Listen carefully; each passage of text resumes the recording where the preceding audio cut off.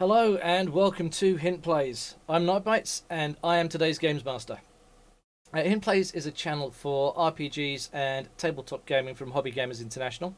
We run games on a 3-week rotation with a rotating cast of players and Games Masters. We also do occasional specials where we look at new games, play online board games and chat about all things gaming. Tonight I'll be running Hunters Hunted, which is a take on Vampire the Masquerade 5th edition. Where normally in Vampire the Masquerade, players would play as vampires in a political intrigue setting. Hunters Hunted is more looking at the mortals who inhabit this world and their struggles against the various supernaturals that exist in the world of darkness. Very much a hunted character turning around and hunting their would-be hunters. The PCs in this session are starting with Drut. Hello, I'm playing Greg Tannenbaum, who is a forest warden. Totally normal. Absolutely boring forest warden. And Chrono. Hi, I will be playing Alexander Sasha Law, a ex-military, ex-Canadian military, now community teacher. Oh, fellow Canuck. Moliere. Hello, I am playing Kent Clark, who is a professor specializing in ancient history, particularly in ancient Mesopotamia. And Shard Angel. I'm playing Alexandra Jackson, who is a librarian / predator of books working for the University of Washington. And yeah, Did you just call yourself a predator of books? that's my class. That's what I wrote down when we built the characters, was predator of books. Oh. Oh, Okay. books are not meant as prey. They should be pleasure. I think it's an intriguing way of saying bibliophile. Yeah. Also, Bibliophage, maybe. I forgot. Alexandra is shit. I forgot again. I was about to say it and then I forgot. Had to do with books. No, it didn't. Shoot. Oh yeah. Bibliophile, quite possibly fish. Okay. Bibliovore, yes. Yes. I'm sure it'll come to you at some point in the future. Why do I not have an image? Oh, she specializes in the occult. There we go. There it is. You really are a nasty little occult. There have been so many games.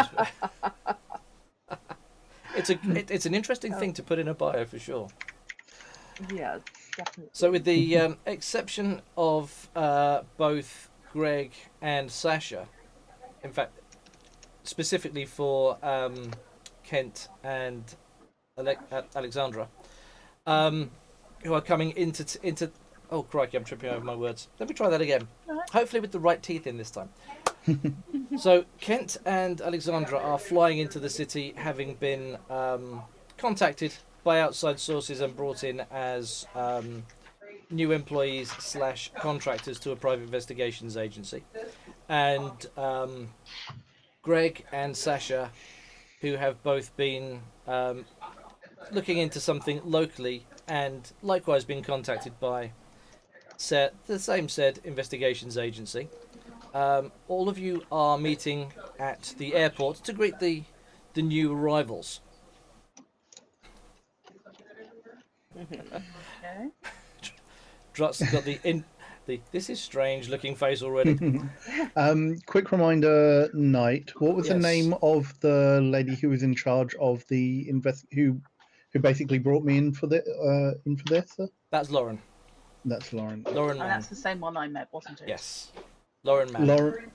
Lauren Mann. That's it. Yeah. That was it. And the agency is Spectre Investigations. That is correct, yes. Okay. So Lauren is waiting for the pair of you at Edna Bay Airport at the allotted time. Mhm. So 9 o'clock Friday morning, assuming that you are prompt and punctual. Absolutely. Yeah. Sasha will have been there at least 15 minutes beforehand, Okay. scoping the area. before arriving. I hate to try and one up you there, but Greg is going to have pitched up half an hour earlier. I was sat in the car park for 15 minutes and then wandered in to see if there's a decent coffee on. Yeah, Alex, Sasha isn't quite that paranoid yet. Yet. Oh, Greg doesn't I like get paranoid. He's also in uniform. it. Okay, cool. So, in which case, Greg rolls up first, gets his parking chip. Because, of course, parking is ridiculously expensive at airports. Oh, chit! God. Chit. Yes, chit. It's alright. Yep. So just for get a the chit. second. Ticket, that's another good word for it. Parking. Yeah. I hate to call it a parking ticket because people think that's a fine for bad parking. So, Pay and display. yes. Or get the ticket and then pay on the way out. So it Yeah. charges you for the time that you spent there rather than you try and guess how long you're going to be. Because flights get delayed and all sorts. For the benefit of all both watching and as a reminder to those playing, we're not playing specifically current day, we're backtracking a few years to the second term of President Obama's term in office. So that there are some things that we would think as being relevant and possible, but possibly hadn't quite evolved at that point. As came up in one of your prelude sessions, for instance, the concept of medicinal cannabis came up, and actually that wasn't legal until 2015. So it's one of those things that might be legal now, but might not have been then. Same sort of thing might apply elsewhere. Yeah, also would have been able to snag it way before that guy started climbing the ladder. Lots of people around her block smoking it. Yeah, I think he said we're somewhere in 2013. Oh, fish. Yes, but ouch. When has the U.S. ever had shame? Well, maybe not shame. Maybe a little more self-awareness. Yes. Knight, are you okay for me to? Because I'm just grabbing a couple of odds and sods from the items. Yep. In the assets, are you okay for me to have a small firearm? Absolutely. And in fact, would a shotgun come under medium? Yes. Right. Okay. Yeah, I haven't really done equipment. I've got resources too. I'm going to assume that little bits and pieces and plus my general firearms will be covered under that, as we previously discussed. Yeah, this is just to remind myself that I've actually got them. Yeah, from my research, I believe Oregon is a concealed carry state, so those that wish to can apply for and subsequently get, pending certain checks, a concealed carry license. Yeah, I don't have a concealed carry license. However, as part of my job, I had a look, and yeah, forest wardens are allowed to carry because they're allowed to carry weapons for purposes of disposing of injured animals. Yes. Yes, Sasha will have a concealed carry license. So. I have 0 in firearms. I'm an ex-firearms officer and a firearms teacher. Look, I'm technically, I think we're technically the muscle on the. I think we are, yeah.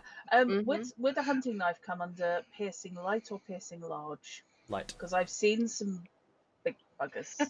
Light. They are light. Okay. Yes. Yes, until it becomes actually a sword, it's light. I don't want to know what huge comes in there. You know the German longsword? Yeah. Oh, the Zweihander. No, I would be tempted to say that the longsword is large. It's more of a it's still a two-handed weapon. Yeah, that's fair. Right. So yeah, Messer. There's definitely the Zweihander without a doubt. Messer, you're Jesus. probably looking at large, but that's a large one-handed. Yeah, fair. Okay. Anywho, so Greg rolls up first, sorts his car parking out, goes and finds it's an airport. There's flights coming in 24/7, so there's like McDonald's, KFC, Costa, other coffee shops, various And gift coffee shops places. are available. Other coffee shops are available. Yes. It's the There's Pacific also- Northwest. There will be other coffee shops. Yes. Definitely. There's also a small bar. So whatever your taste for drink and food, there's going to be something there. This isn't a local size airport. This is a city-sized airport. So it's a fairly big place. Okay. Watching the comings and goings, it's very much as you would expect for an airport. People holding up signs for relatives or business contacts or whatever, and kids swarming around to latch on to clearly a parent still dressed in fatigues that arrives in the airport, and Aww. all, the sorts of scenes that can be seen pretty much in any airport around the world. Then, about 15 minutes after Greg arrives, Sasha rolls up and likewise pays for parking and heads to which area of the airport roughly?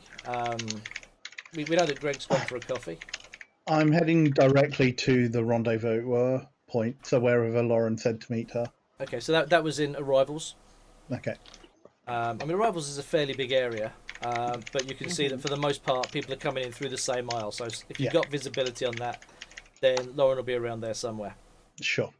So yeah, I will look for her and then walk up with a view to basically being within 5 minutes of the arranged time. Right.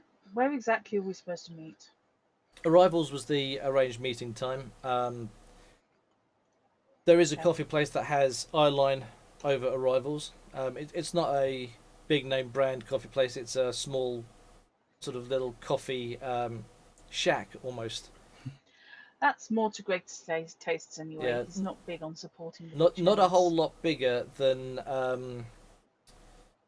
a portable toilet size sort of shack. It's literally Okay, you could have phrased stall. that differently. well, when they say the coffee's shitty, Oh.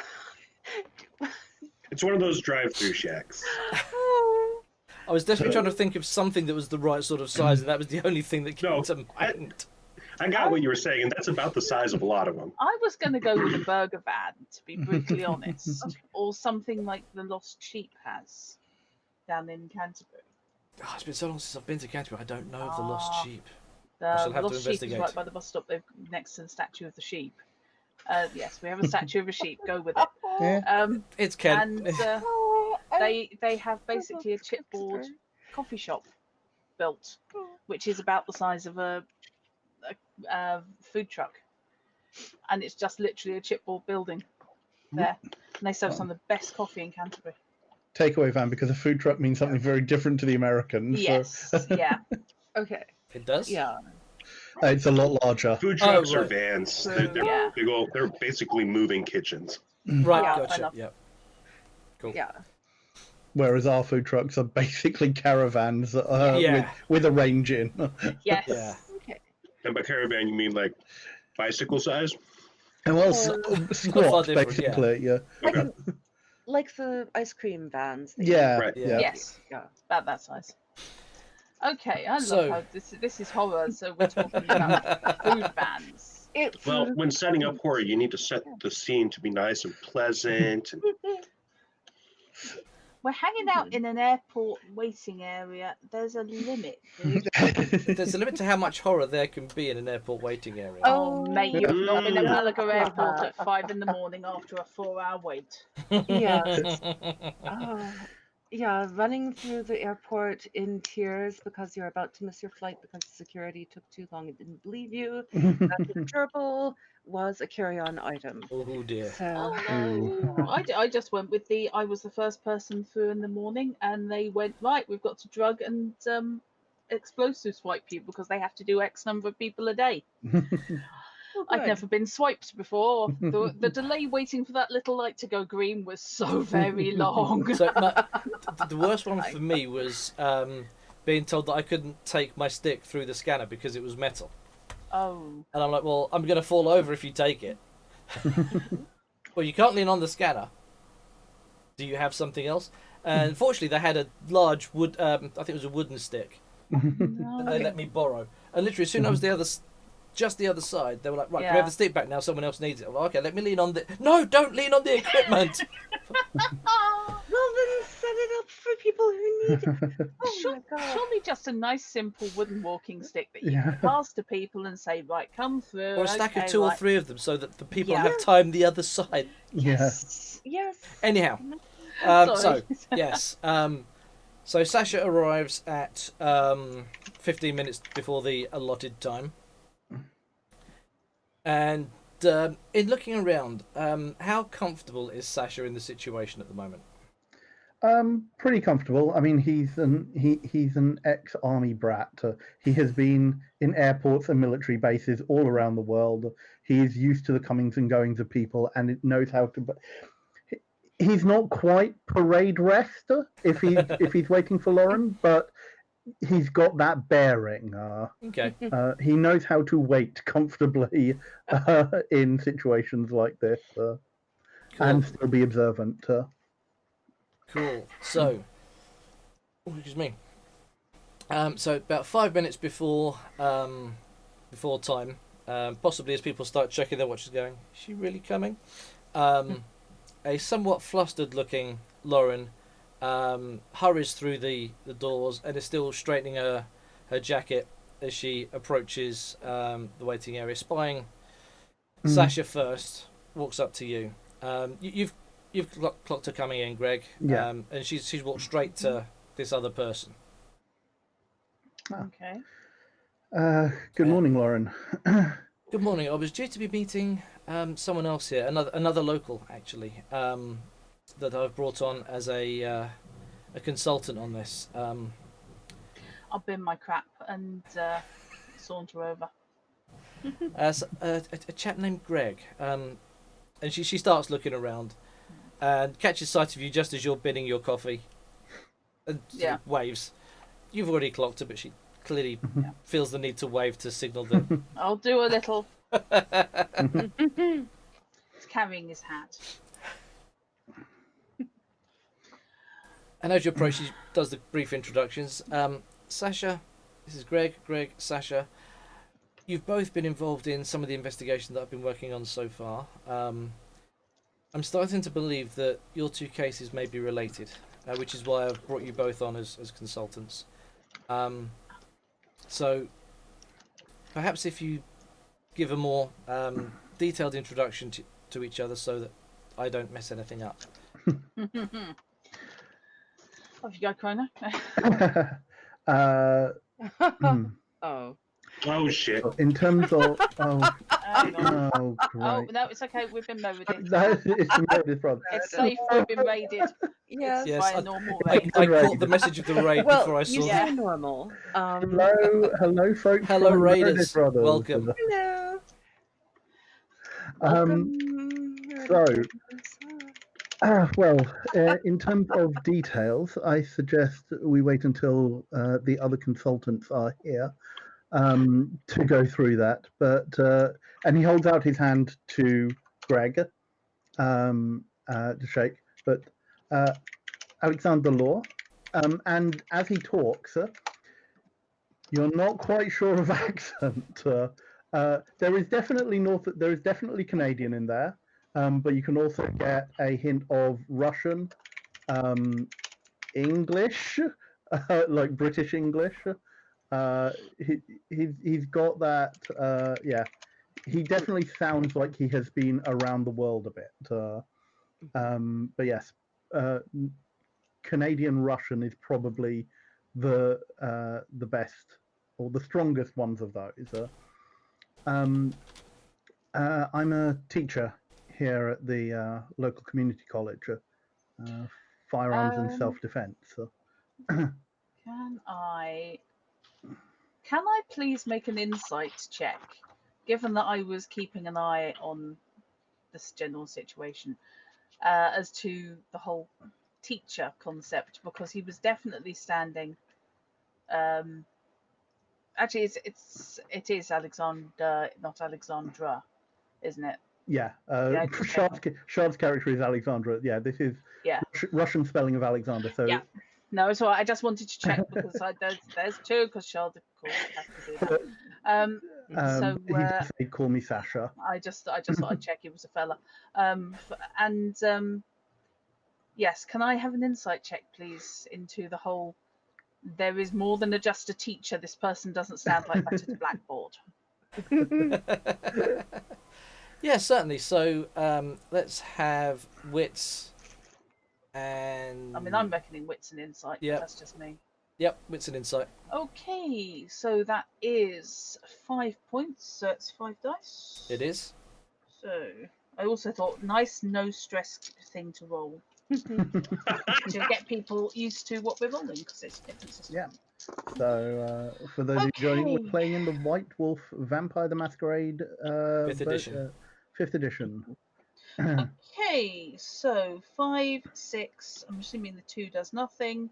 9, 10. Okay, so the 6 and above is what we're looking for. And the 10 counts double, yeah? It does. Okay, so 4 successes. So yes, it does feel right. There's no signs of any anything to indicate otherwise. Everything Sasha has said is a truth. There's definitely a militaristic stance going on, and having now identified them from when you were scanning the room before, you had clocked them as potentially having a military connection from how they were standing. But there's certainly no indication that being a local teacher is any miscommunication or anything other than the truth. Okay, that's cool. So yeah, ex-military, he's getting pegged as. And otherwise, yes, okay. Yeah, I mean it's also reinforced by the fact that he's in his late 30s. He's well built, still keeping himself fit, and has. We're in autumn, you said, yeah. Yep. So short hair, that's as that you think might be military close crop during summer months. Fair enough. Clearly letting it grow out for the autumn and later winter plumage. Yeah, grows it out, as in it lets it get a little bit longer. Yes, what is this with this weird hippie cut? Half an inch long. Yes, Greg, by contrast, his portrait has quite long hair. He doesn't particularly. He, however, does look like it was pretty much cut with a Bowie knife, which isn't a million miles adrift. So it's ever so slightly too shaggy, nondescript brown hair. He's only in his late 30s, but he's quite sunburned, and gives the impression that he spends a lot of time outdoors. The fact that he's pitched up in forest warden gear pretty much confirms that without any kind of difficulty for you. Actually, can I, rather than insight, because I have no insight, can I get an awareness check to see if to see if both Lauren and or Greg are carrying? Absolutely, I you can. obviously am. Actually, I'm not sure if you're allowed to into the land side. I'm unsure of the legality of that. Yeah. In which case, I'll have an empty holster. I'll have secured the actually, pistol in it's unlikely we'll be it's unlikely you're allowed to carry a firearm in an airport unless you're official security. Yeah, so I will have left my gun in the car as well. Yeah, but he does have. You don't have to worry about a concealed. He does have a very obvious. He have a very obvious holster. Yeah, my holster is underneath my jacket, so you won't be able to see it. No, it's just a normal hip holster for Greg. Okay, sure, that's fine then. You can still make that same roll to identify if Lauren is concealing a holster. Yeah, sure. So what's that? Wits plus awareness? Wits plus awareness, yes, please. Sure. So that's a 5.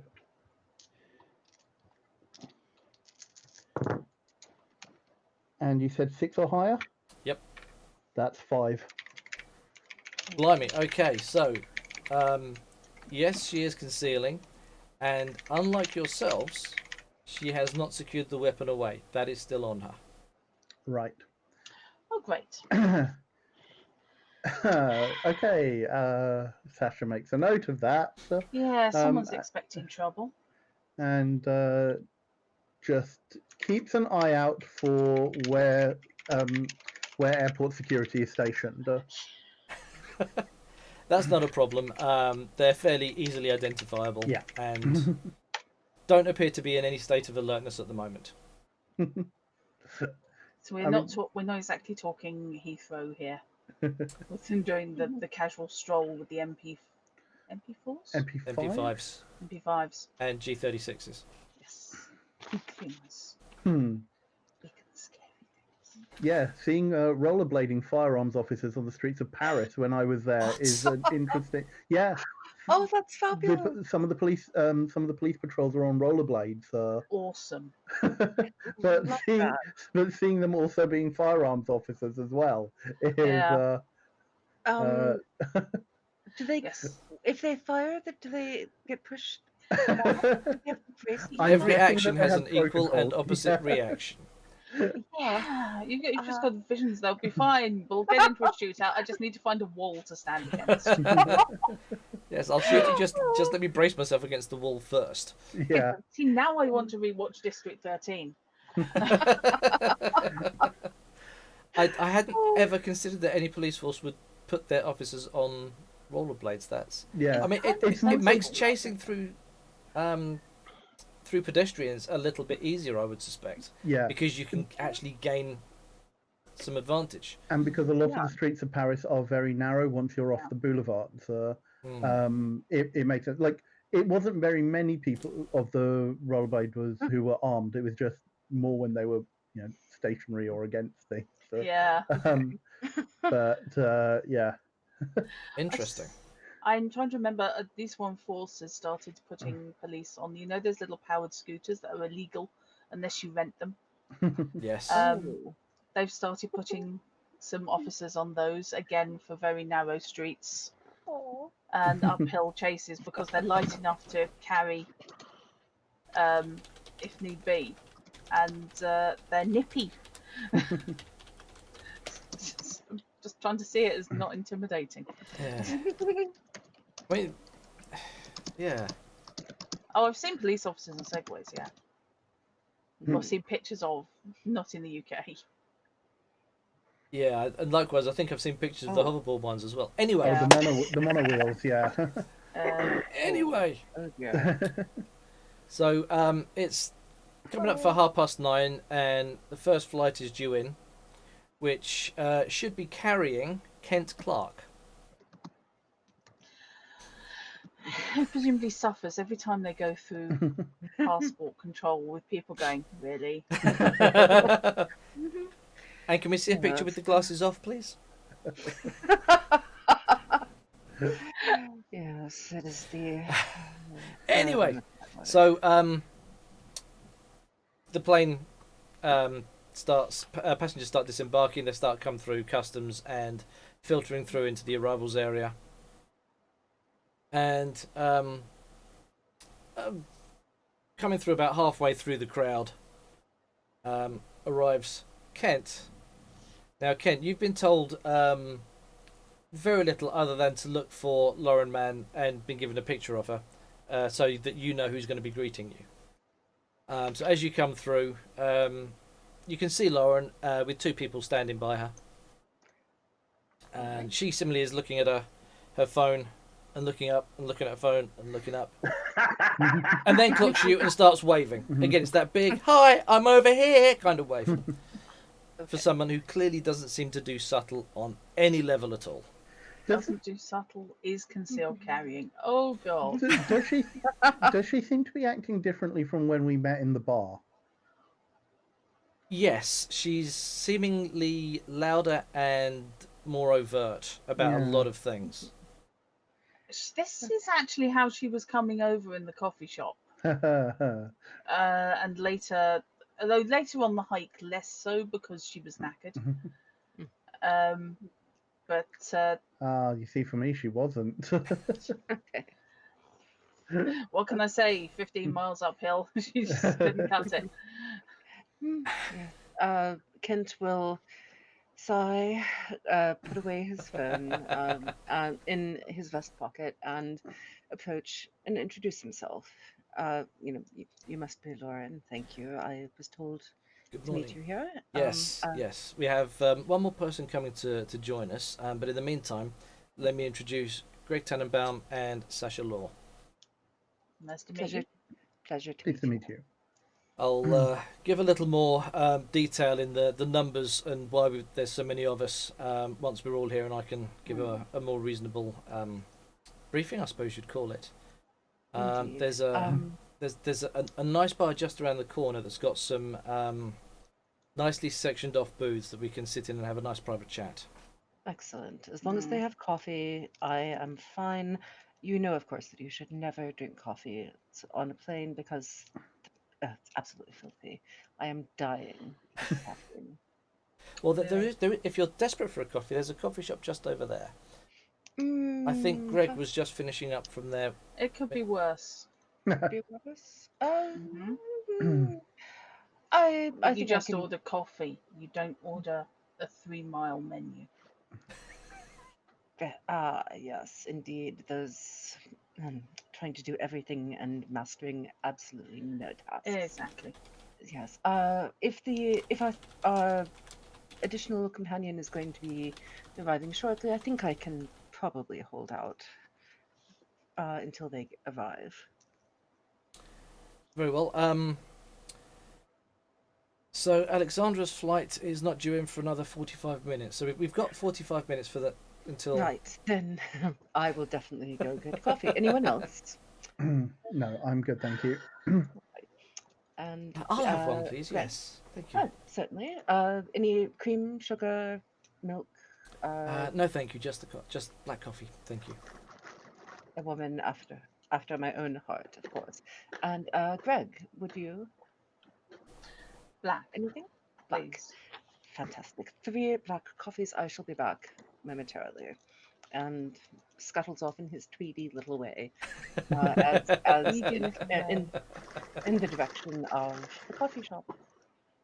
Excellent. So some small talk, possibly a couple of coffees later, and Alexandra's flight is due in. Again, the plane passengers disembark the plane. The plane doesn't disembark. That would be silly. Passengers disembark the plane, and partway through the crowd would be Alexandra, who likewise had been given a picture of Lauren and her name. So we'll be able to identify Lauren. And likewise, Lauren is looking at her camera phone, back up, and does the same. Hi, I'm over here. Very I'm unsubtle. curious with how crowded it is coming off the plane, though, if she can see me, because Alex is 5'3" and rather slight, so Not massively crowded. fair enough. It's autumn. It's off tourist season.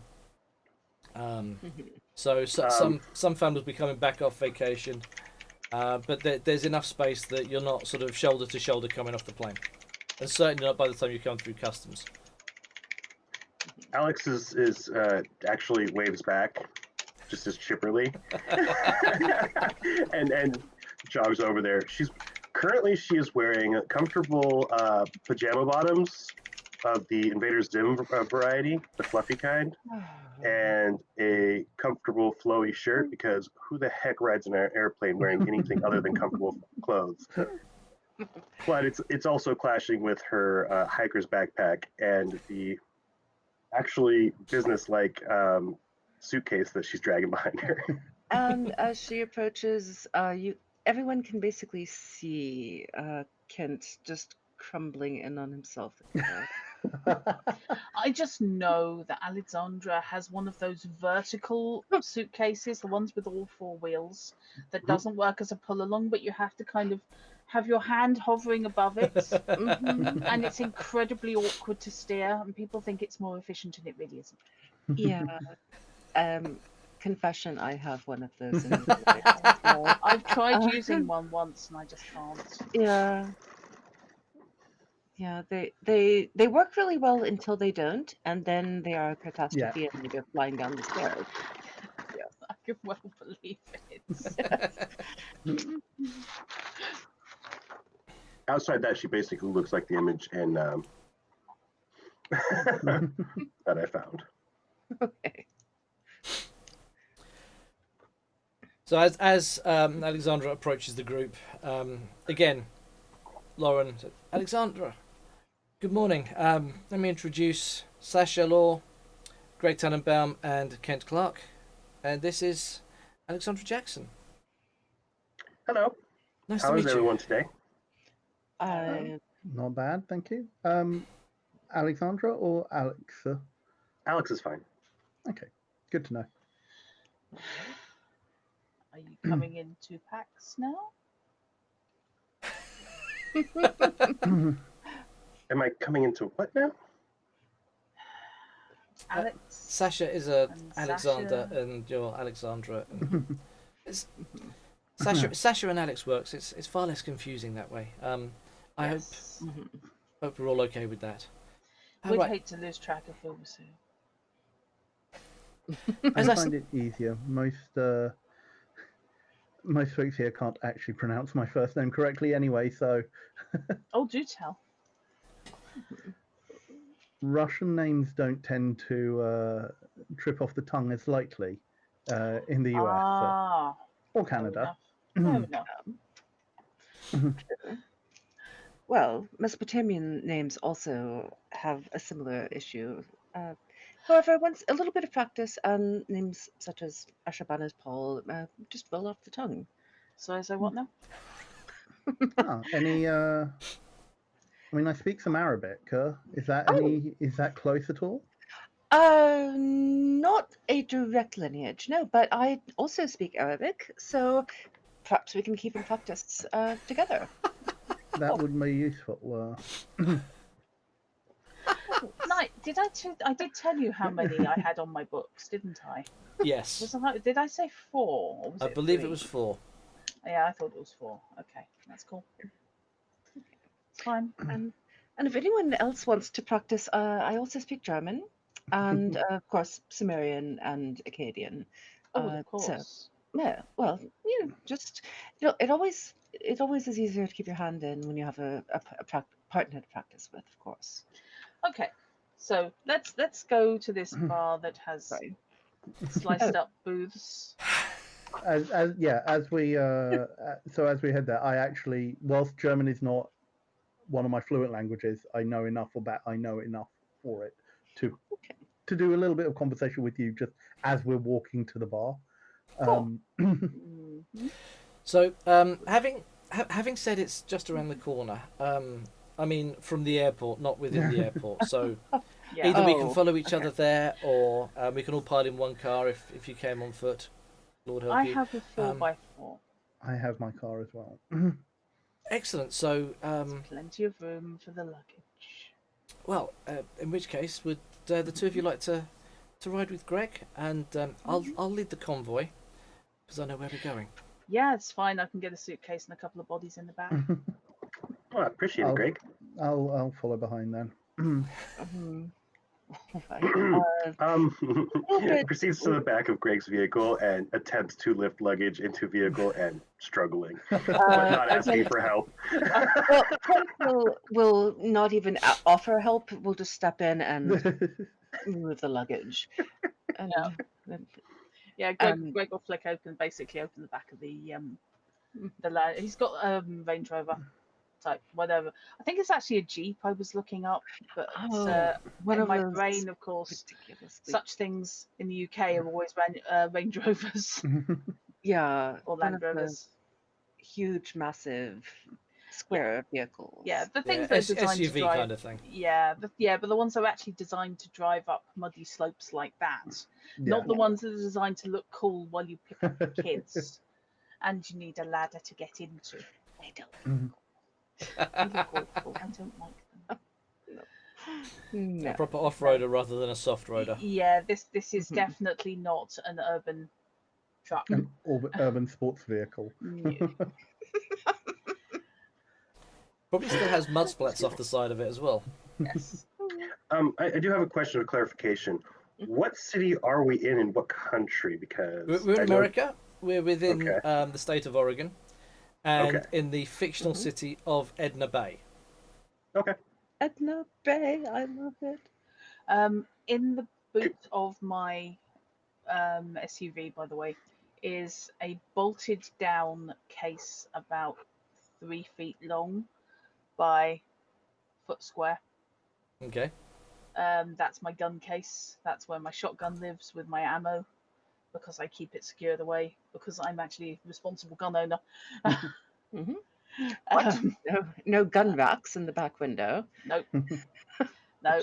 He will, however, retrieve his pistol. Greg is American, right?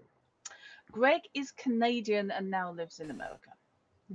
They call it a trunk. Don't care. The character might, the player Yeah. won't. Ever. Character might, the player may remember every now and then spend the next week calling lifts elevators. Oh man. Oh. Oh, that'd be fun. I do that anyway. I keep slipping every time I try and talk American. But no, he has. I'm not going to say he's got a distinct Canadian accent, but he's definitely got a Canadian lurking under there. Says a lot. It's I not honestly terrible, I didn't believe that was a thing until one time I spent too much time in Canada and I was surprised when my waitress and I was like, what? I thought that was a bad joke. No, I had a. It depends on the part of Canadian. Canada, to be quite does. honest. Yeah, Yeah. I had a Canadian girl in my class for a year at school, and she actually did. She was the full stereotype, and it was kind of, oh, you talk like the people on the Canadian Children's Workshop. Okay. So yeah, the procession will be. Sasha will follow the procession. Okay. Take rear guard, as it were, and you see that he's driving what's effectively a like a Crown Cruiser, so akin to what police would drive, but in civilian On those profile. boats with suspension made of plasticine. He's got a slightly better one. I mean, He's had work done to this. The Crown Vic is a standard of police Mhm. precincts everywhere. Yeah. And yes, I the love driving Crown Vics. Oh. So yeah, that's the sedan basically that he is driving. Okay. Right. Cool. So, Lauren driving a almost stereotypically shady-looking black SUV with tinted windows leads you Subtle. just it is a very short drive. Clearly, the pub was positioned here due to the airport to try and catch some people that wanted something that wasn't in the airport. It claims to be open 24 hours. At this time of the morning, it's probably only going to be serving soft drinks and coffees and such, but it does also do food. Excellent. You roll in. It's not a particularly swanky place, but nor is it spit and sawdust. It's nice. It's neat. It's very, very generic and very. It doesn't cater to any specific genre. The walls are sort of generic, kind of They're a just off there to cream keep you color, up. and Yeah. the paintings aren't particularly of any particular genre. There's different. It really does just do Generic pub bland. diner. Yeah. Yeah, inoffensive. Mm. That's a very All this good word. stuff. Inoffensive. Yes. Yes, even the jukebox has a range of music from pop to AOR and a little bit of country. They got both kinds, country and western. Of course. Indeed. All right. Okay. So- Lauren leads you over to one of the booths, and waitress comes over to take your order. Mm-hmm. Okay. Coffee. Yeah. Sorry. So carry on. Coffee and I believe oatmeal, please. Anyone else for I haven't had breakfast, or is it breakfast. just coffees all around? Just coffee, please. I'll have breakfast. Greg will order an apple juice and a large bacon sandwich. I'm going to order a large orange juice, an iced tea, a platter of pancakes, and an omelet. He will, however, describe how bacon should be cooked, which is it should bend, not shatter. Excellent. And keeping in mind, this is, of course, US style bacon, not, Yes, that's what not I mean. UK or Canadian. Yeah, you can do streaky like that. It's fine. It still Just have to amazes me let that it there have are flex. bacon, American bacon, and Canadian bacon. They're different. They are very different. Yes, Yes. but Canadian bacon's apparently closer to ours, but apparently American bacon, I gather, isn't. I Yeah. don't know No. why, and I don't know what you do to it. It's basically, I think it's basically a slab of belly meat that has been cured in a bacon way and then sliced up. Yeah. So it is streaky, basically. It is streaky bacon. Yeah. It is just streaky bacon. Okay, fine. Apologies, Knight. Were you No, no, no. intending to this to be anything other than a food discussion stream? Not. I Well- have absolutely no preformed ideas of where this might go. Largely, I was expecting the first session to be the characters introducing themselves to each other, and largely that's what we're having so far. So Yeah. Well, we're on track. Apparently, Greg's very picky about how he has his bacon. Apparently. Yes. And Alex eats a lot. Yes. And Kent is concerned about his cholesterol levels. It's the age thing. How He's in old his is Kent mid-40s. again? Oh, so He's in okay, so he's not that old. No, but he has the sort of aura of someone older, and nostalgia, and he kind of gives off the feeling like he would be smoking a pipe if he could, but he doesn't smoke because that's bad for you. But if he could, he would just hold a pipe and chew it and gesture with it. all the imagery thereof, but none of the actual actions. Exactly. But, Yes. like, how old does Greg? Like, how old do Greg and Alexandra look? Alexandra looks probably about 1920. She's 28. Okay, she's a child. And Bless. yeah, I mean, Kent probably he looks generic grown up, kind of vaguely 1950s ish, but not. Yeah, basically, if you chose a grown up adult male from the 1950s illustrations, Okay. that's kind of his vibe and kind of his feel. So he doesn't feel ancient, but he doesn't feel young. Like he uses Brill cream. Clean shaven or like Mostly clean shaven, yes. I mean, the portrait that I'm using does have the goatee of evil, but that So you present as if you're in your 50s. yeah, Okay. yeah, Oh. probably. Yeah, I mean, actual he's age so younger old. than that. Yes. Hey, they called me a child. I called yes, definitely. Yeah, he does present older than he appears to be, or than he actually is. Mhm. Not in a feeble sense, but he likes to think of it at least in terms of gravitas. I can't help thinking he looks like he's escaped from a 1950s monster movie and he's just waiting for the radioactive beetle to turn up. This is amazing. And then he'll be in his element. That element being uranium. Well, yeah, okay. You're giving away all of my backstory. Yes. I think So- we pulled off stereotypical professor and librarian roles. Yeah. Sasha is stereotypical ex-military, square jaw, late 30s, but very much kept himself fit and in order. And he just sips his coffee when it arrives. Yeah. Kent definitely has a bit of a dad bod. Has not kept himself fit, but Is Kent a dad? Ooh. no, Aw. no. Kent has well, no, we will talk about Kent's history later when I figure it out. That's fair enough. But I know he doesn't. And for those that haven't met Lauren, she looks to be late 20s, early 30s, kind of business attired, but comfortable, not restricted in terms of business suit. At the moment, seems to be carrying herself off a little bit,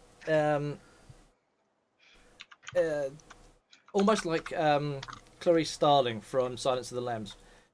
Okay. Efficient, but a little bit out of their depth,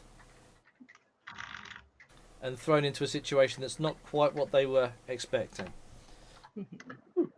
That's kind of the vibe that she's giving off, certainly. But she waits for everyone else to order, and then orders a bowl of grits with her coffee.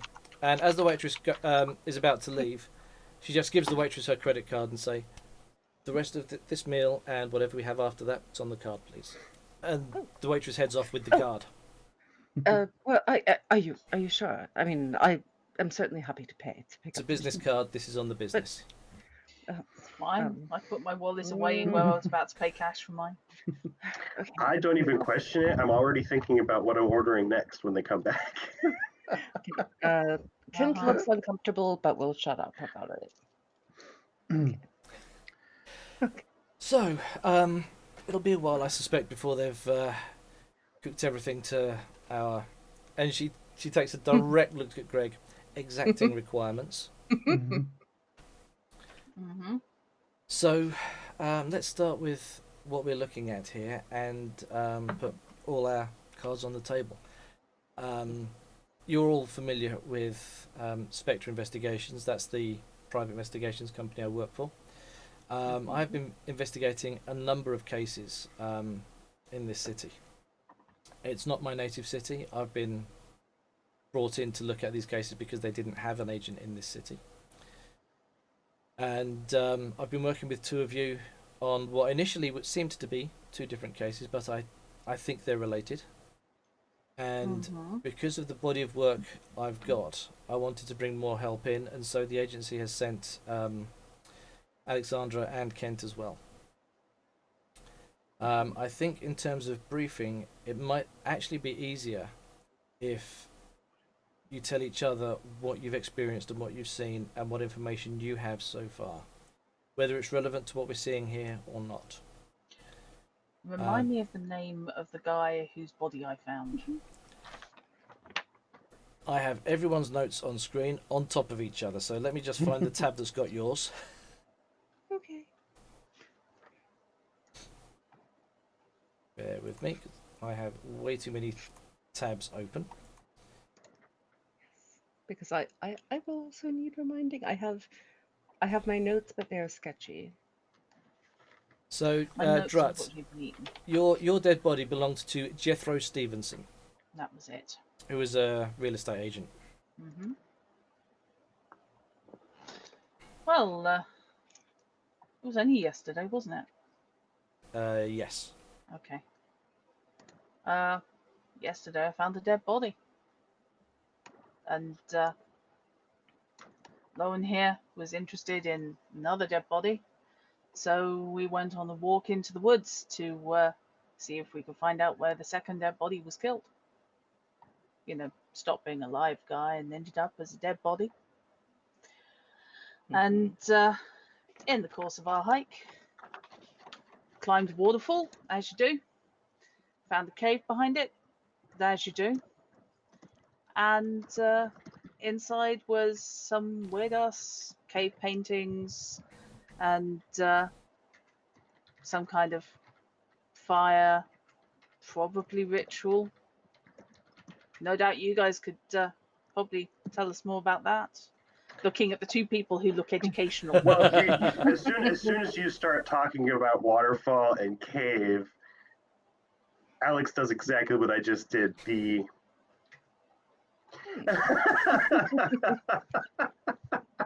Doesn't say anything because she's not sure whether or not you're done yet. Yeah. But yeah, we found this, and then some guy came hassled me last night. Might be something to do with this, might not be something to do with this. By the way, Lauren, some guy hassled me last night. You give anyone my address? Nope. That would be a very bad thing for me to do. Yeah. And it would get me fired. So no, definitely not. What this guy look It like? would indeed be a very bad thing for you to do. Do you have a description of who? He was pretty strung out looking guy, leaked marijuana, kicked him off the roof of my place because, you know, you can only stalk me for so long before I take action. Didn't seem to hold a grudge, I mean, but facial features. we had some. Age. Hang on a minute. You may be gathering from this that Greg is fairly laconic. Yeah. And he's rattled off the descriptions about finding bodies. Just complete Yeah. matter of Well, fact. yeah. Did you take pictures or draw down pictures of the images on the cave wall? Yes. Can I see them? Sure, if you're interested. He'll he'll flick back to his to yesterday's camera roll. Ow. Knight, just as a thing, like Yes. the strung out marijuana thing, smelling doesn't relate to Monty at all, does it?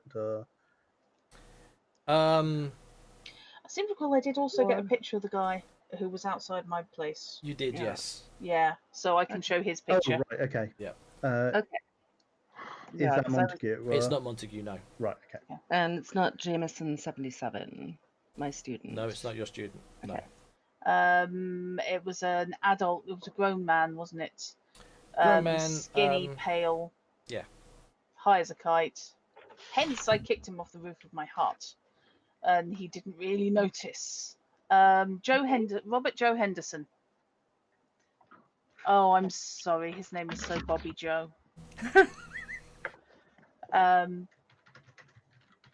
Who's from one of the bad parts of town. While he was out cold, I had a look through his pockets just in case I'd need to call the ambulance for him. Because he looked the sort who I would really relish saddling with a lifetime of debt for an ambulance ride. As it was, he just wandered away on his own.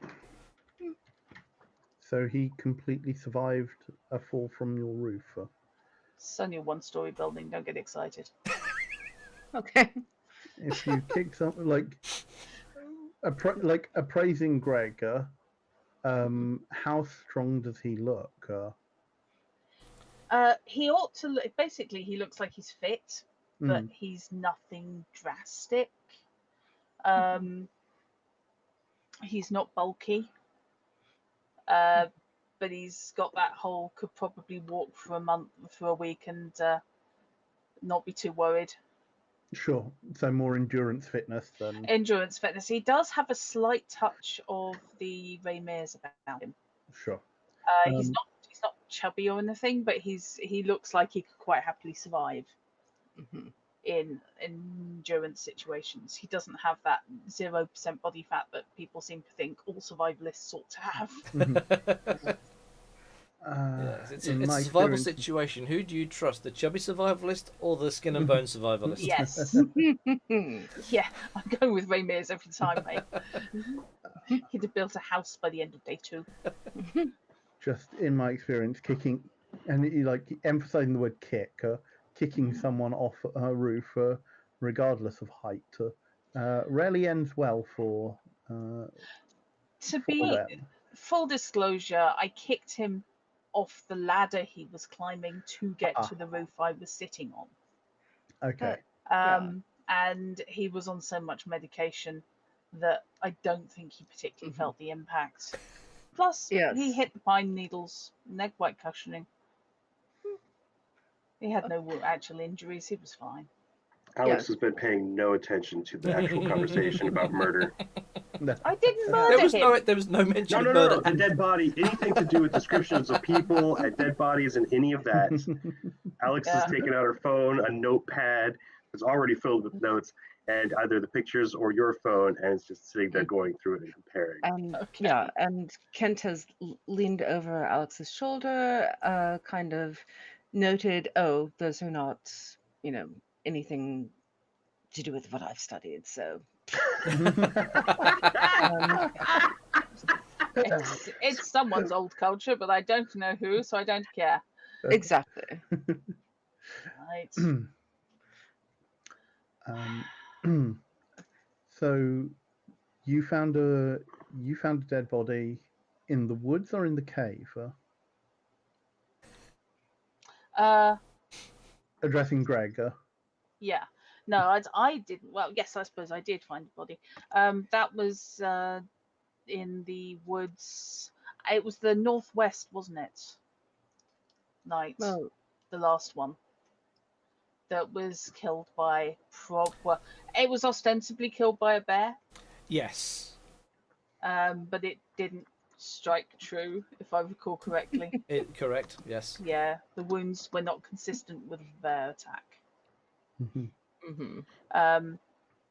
He will snag back his phone, pull up Google Earth, and show you on his phone roughly where on the map he found the body was found. Okay. And he turns to Sasha turns to Lauren then, and it's like, and you found a separate body, yeah. Oh, you mean the body I found yesterday? Not hers. Oh, Exactly. her yes. one was, yeah, that's the guy in the woods. No, mine was in his basement. Basement. Yeah, it's the room underneath a house. Whereabouts? Middle of the floor. He's going to stop messing with you at that point, though, and rattle off an address. If you're local, you'll recognise it as one of the nicer areas. It's one of the expensive areas of town. Do you know who that was? Yeah.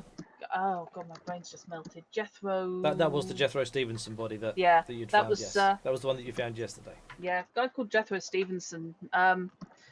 Real estate tycoon wannabe. Went round to have a chat with him about one of his upcoming projects. Somebody had already had a chat with him.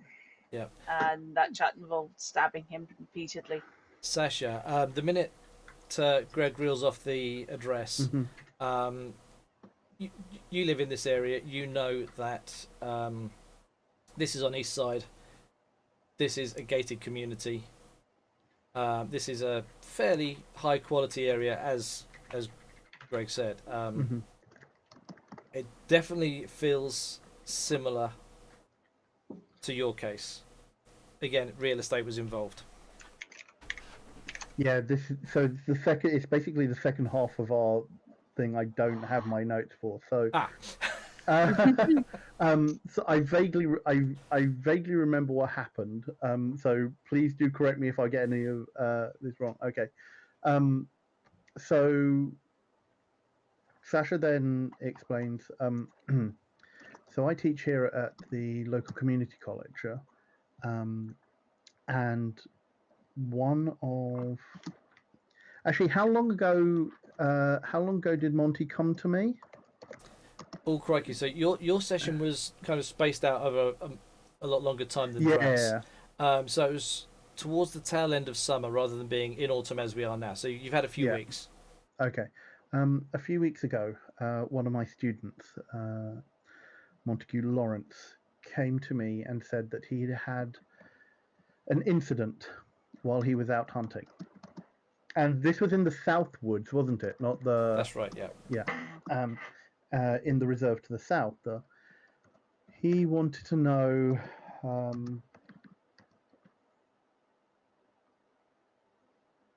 yes.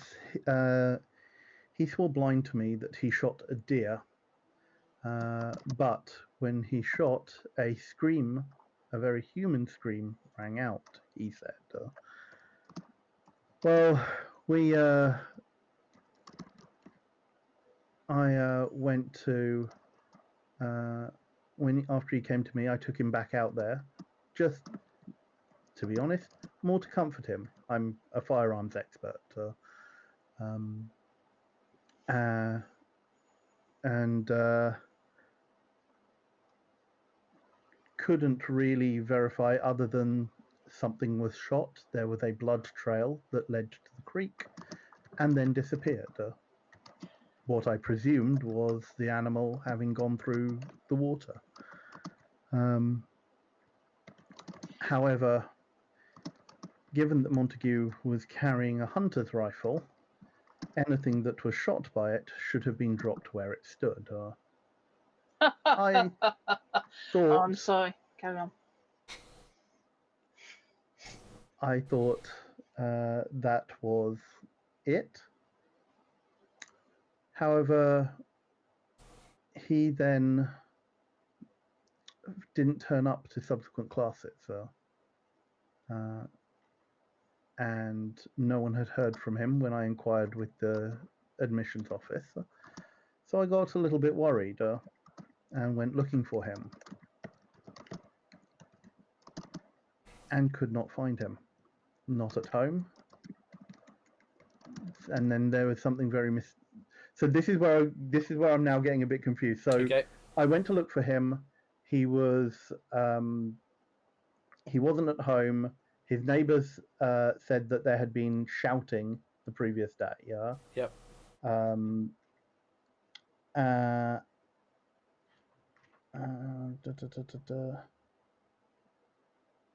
Okay, sorry. Let me just try and refresh myself on the notes. Oh,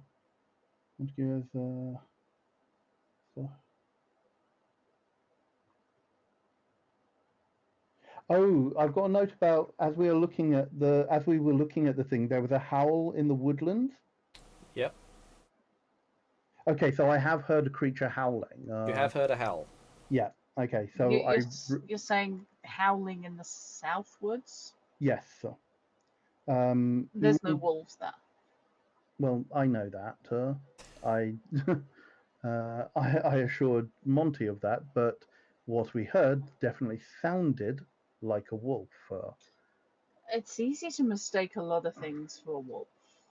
I Dogs sound a lot like wolves. I put it down to somebody playing tricks, or that it might just be dogs.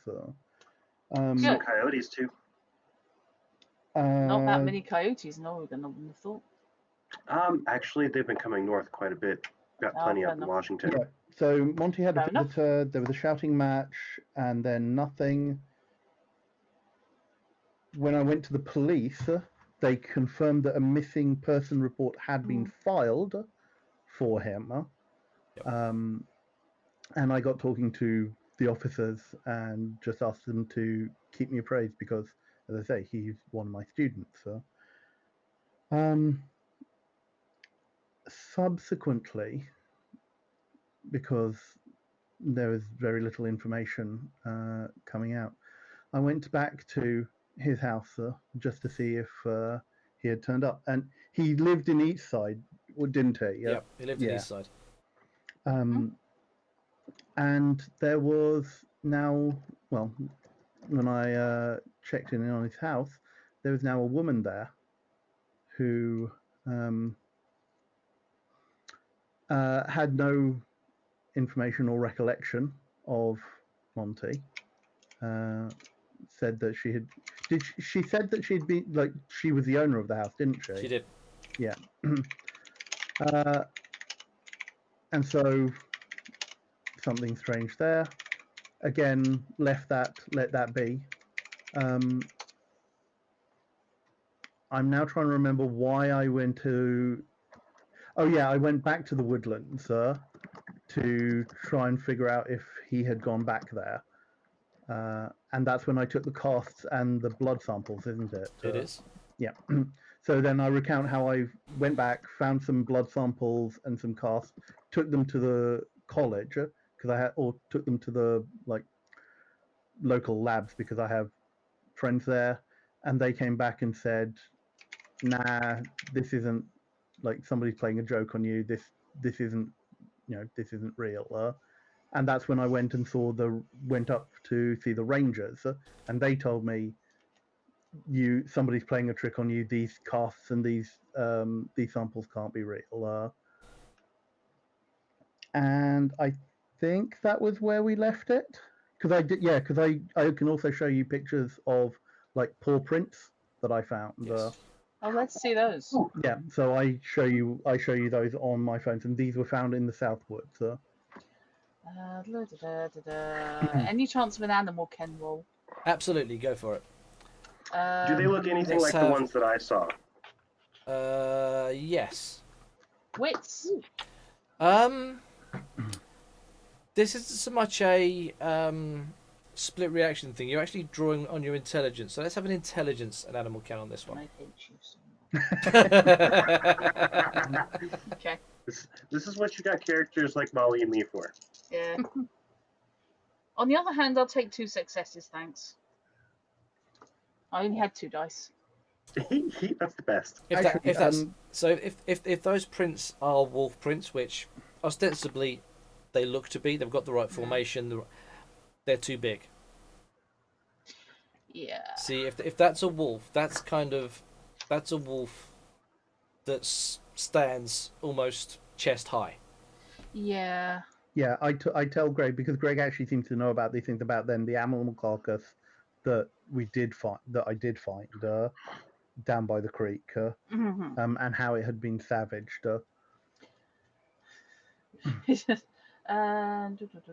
What's the map's name, by the way? Oh, the map's name is Edna Bay. Oh yes, sorry, yes.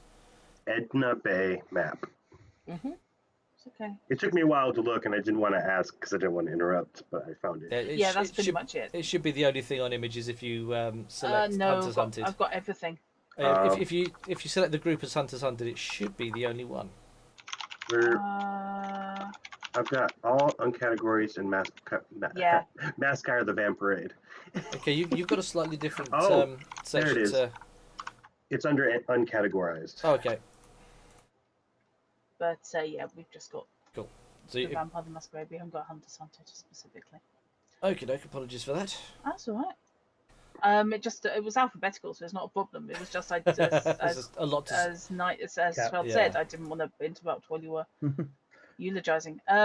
So yeah, I mean, because I tend to hang out in the South Woods because that's nearer the road. Your main area is the North Woods, the north of the river. So South Woods, you've been down there, you know the area reasonably well, but it's not your area. There kind of isn't so much as a warden that looks after that bit. So kind of yours by default, but it's not really looked after. Yeah, it's more city municipal because it's close to the reservoir. Is Greg dressed like the other rangers that I had talked to? Yeah. Okay. Probably. Yeah. So actually, when I say it's like I talked to the rangers, it's like I talked to your colleagues, sir. And they were, as I say, they were dismissive of this actually being a wolf, and said that when I showed them the pictures of the tracks and the casts and the blood and all that, somebody was playing a trick on me. Yeah, I got the results back from the blood, and the blood said it was both human and wolf, didn't it? That's right. That's what they said. Yeah. That's endearing. Yeah, and that was one of the reasons why the Rangers said somebody's playing a trick on you. I don't believe they were playing a trick on you. So yes, that is where I am. I should also let you all know that as part of the agreement I have with Lauren, anything to do with the missing persons case, I am also liaising with the police on. Handy. Okay. I have to say I had my fill of the police the other day. After finding poor Jethro's body, I figured they'd probably want to know about it. So, Wise. yep, phoned them, had a chat. They were very interested. Did I get my knife back? Yes. Okay. Where is Jethro then in relation to the Monty's house? He East Side is directly east of the police Oh department. no, because Yeah. Monty lived in East Side as well. So Oh right, okay. So it's just East Side's a fairly largish area. yeah. So a couple of blocks away. Oh right, okay. I then also once we have like let that settle, I will then say that in other strange occurrences, the woman who I encountered in Montague's house, or supposedly Montague's house, later turned up at one of my self-defense classes. Showed no signs of recognition, but did she she was there for the full thing and then stopped coming, or I can't remember if She followed the course. Still coming. She's still coming. Yeah, she is still coming. And I have let Lauren know about that. Oh no, I told the police about that, didn't I? You did. Yeah. Now Lauren knows about it. Yes. 'Cause you just mentioned it. Yeah, sorry, and I would say like include Lauren in this. So there are police officers also keeping an eye on her because this does seem a little strange. I also saw her vehicle. Was this in the Northwoods when I went to check on the Rangers? Yeah. Yeah, okay.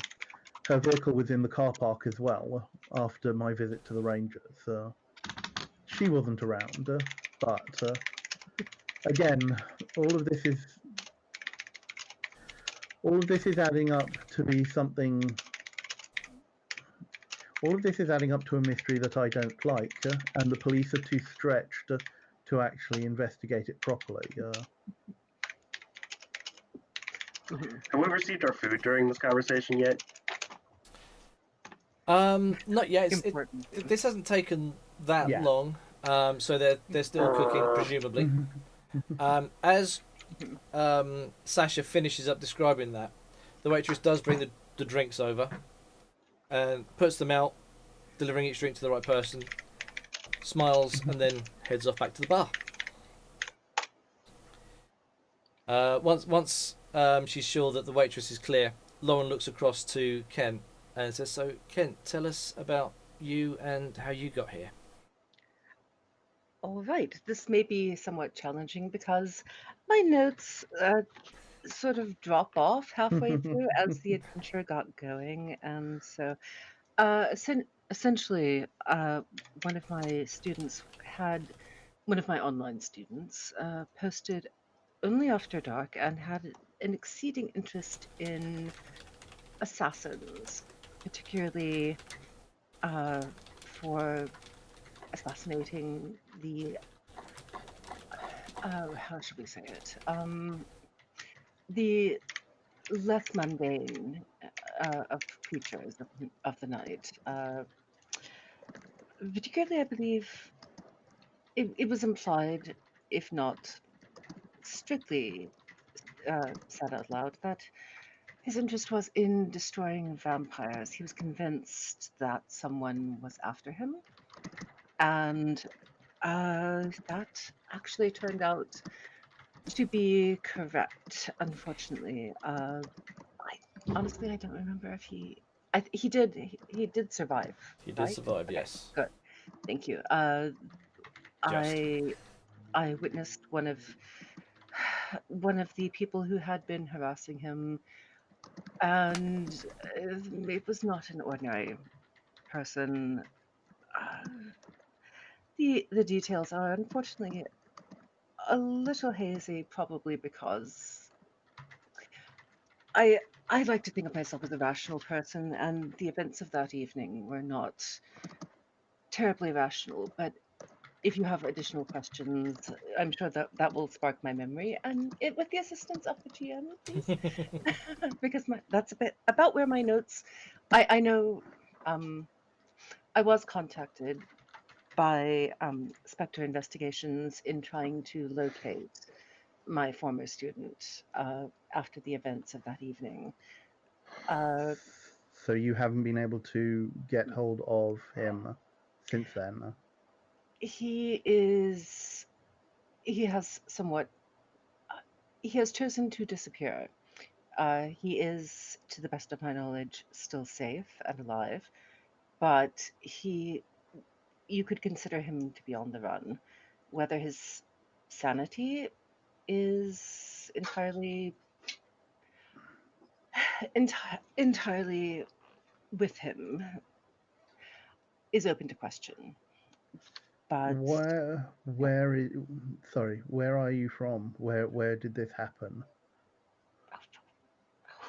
fuck, I forgot. Make it up as you go along. It's not Okay, 100% relevant to this um, bit, so. okay. It was a small community college in Portland, Oregon, so not Mhm. too far away. Okay.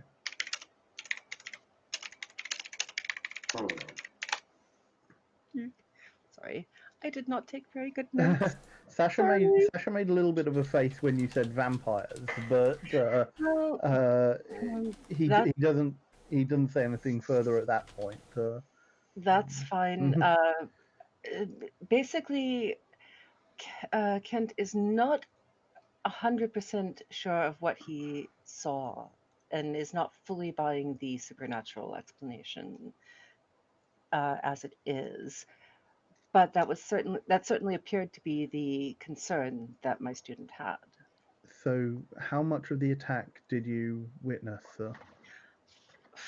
Um, let's see, there was a car accident outside the restaurant where I was meeting my student. My student ran into an alleyway. I paid the bill, of course, and then pursued. Uh, there was a confrontation in the alleyway. I was able to drive off. Correct me if I'm wrong, Knight, No, you're because good so far. I'm getting stuff. Okay. Was able to frighten off his attacker. Then made sure that the victim was all right, and then pursued the attacker. At which point, trying to film. Dang it. Was it my student who was attacked in the alley? I can't remember, or was it the driver of the car? The student was attacked in the alley. Okay. And during the chase, at one point, the attacker had you pushed up against the wall. Okay. Thank you. Yes. Yes. Thank you. Yes. There was a little bit of rough and tumble, and then I believe I pursued the attacker to a car park, Yep.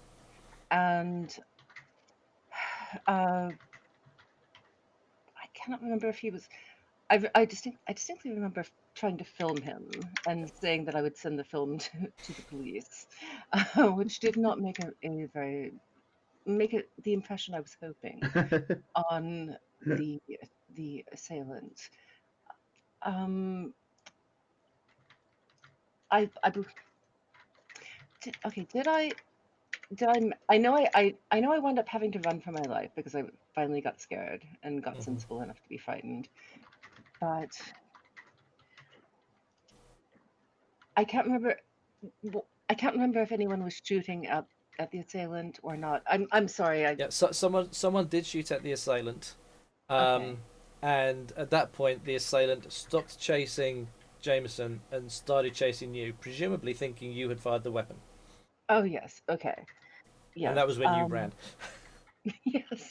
Finally, after after you gave me several chances of like really, he's gonna kill you if you don't run. Really? Do you want to run now? Come on. So yes, I'm sorry that was so discombobulated, but I it's been a little bit of time and I did not take I took basically about an inch and a half of notes in very small handwriting, and then I got too into the story to write down the rest. I know that Jameson was a former car salesperson then. I wrote that down. Because that's not it. Yeah. That's important. Jameson being your student.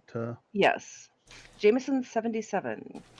My online student who's always asking about assassins. I'm sorry. I'm taking better notes this session, for real. Are you? Oh, And it- shit. One other thing that did strike your memory is that the Thank you. whoever it was that was shooting at the assailant, Mhm. they did hit them at least twice, but that didn't stop the assailant that's- chasing you. Thank you. Yes. I should have noted that down.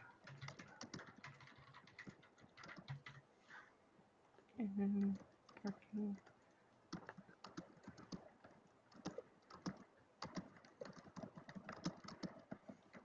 Inputs.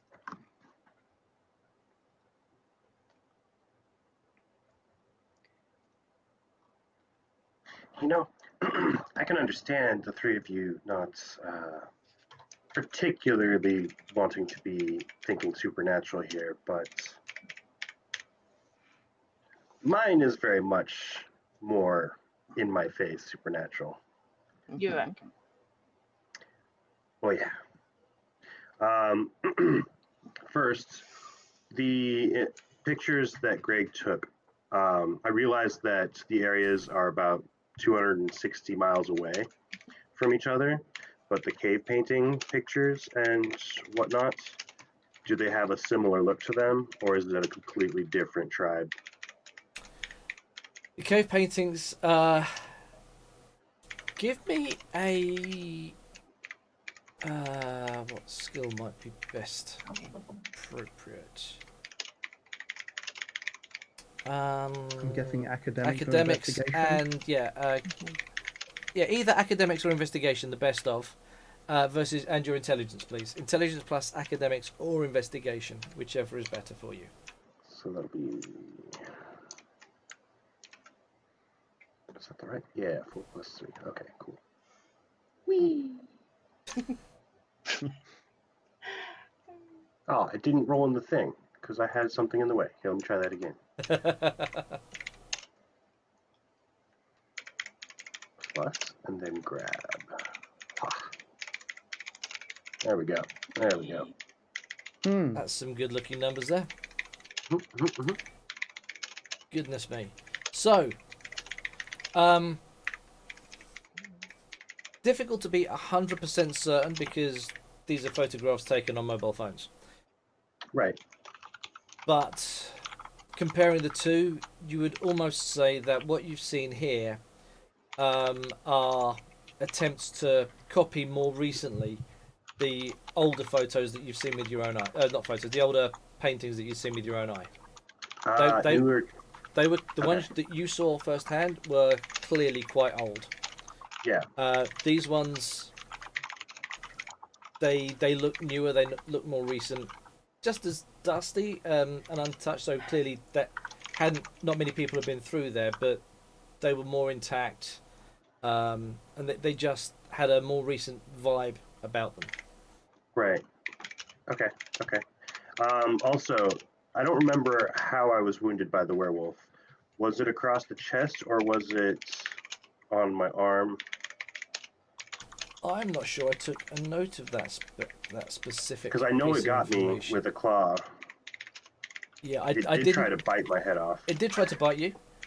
It did claw you, but I didn't note where the injury was. I believe it was your arm.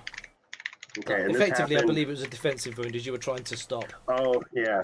So this was how long ago for me? So for you, that would be 3 weeks, maybe. Yeah, about 2 to 3 weeks ago. Okay. So I pull my shirt sleeve. No, because I said I was wearing a blouse. It's probably still wrapped. I pull the wrapping off. It's mostly it's like the pink, the raw pink end is feeling. But there are there's probably a spread of 4 or 5 large claw marks down the front of my arm. That is not a bear, and it is not a wolf. To anyone looking at the wound, it could almost be like the arm had come straight out of Nightmare on Elm Street. Okay. If Yes, Freddy and we Krueger. don't have our oatmeal yet, or Not yet, no. good. Yeah, Kent will put down his coffee and just sort of look away like, yeah. So, I have your attention. Werewolves are a thing.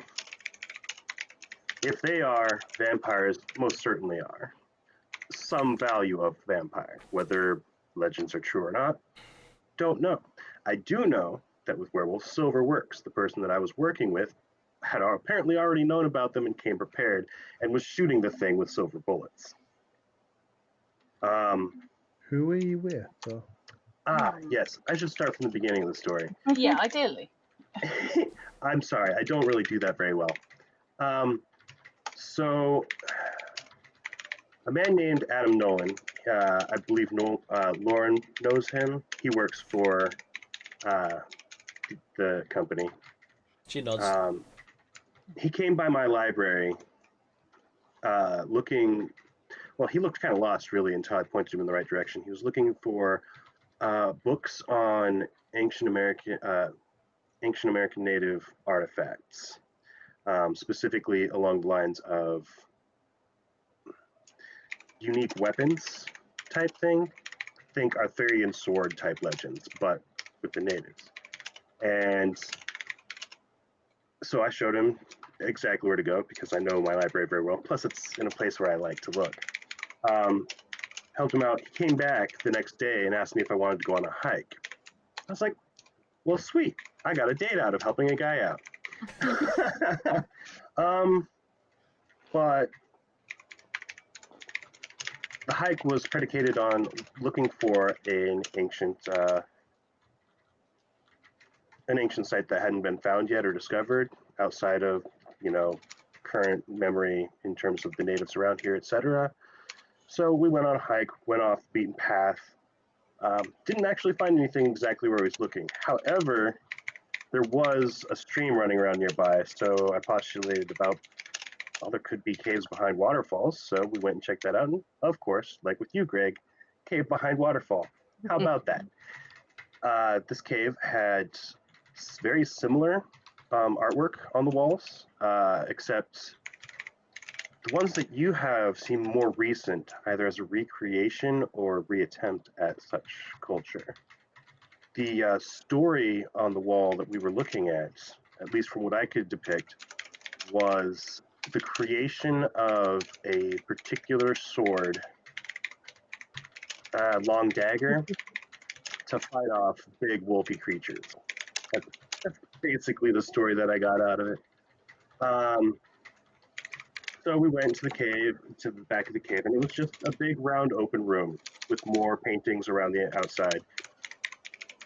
Couldn't find anything in the middle, tried digging around, and then I thought, something that important, they might not have wanted it to be findable, one, or buried, because burying things tends to put it away. So went looking around on the ceiling, which was kind of fun. And there was a little nook, and it ended up being a long blade made almost entirely of bone, it felt like. I believe it was bone, yes? Yeah. Yep. Fortunately, as soon as I picked it up, and he let me down and we were checking it out, it was this really awful growling. It wasn't necessarily a healthy growl either. and a shadow in the front of the cave. So, I know I'm not a big person, but this thing stood at least half again my height, if not half again the guy that took me along, Nolan's height. And it was wide and big, full of teeth and claws. One important distinction from the movies, though, it looked like it was rotting from like the inside. Ew. Like it was really sick. Didn't really have time to try and talk to it though, because it immediately attacked us, and Nolan immediately started shooting it. I think it was after the sword, which is how I got this and how it died, because it impaled itself on the sword while I was standing there against the wall. So yay me. The reason I know where is part of it because after it died, it reverted to a smaller wolf form as we watched. And The flesh melting away. that could not, of course, have been Drugs? stress hormones fading, for instance, adrenaline, cortisol, anything like that. And this, I put my arm back on the table in front of you. This was adrenaline. No, that was obviously an injury, but could have been your perceptions, however, could have been altered by the hormones. I'm sorry, Lauren, if I'm going to be working with someone who is going to doubt my rationality.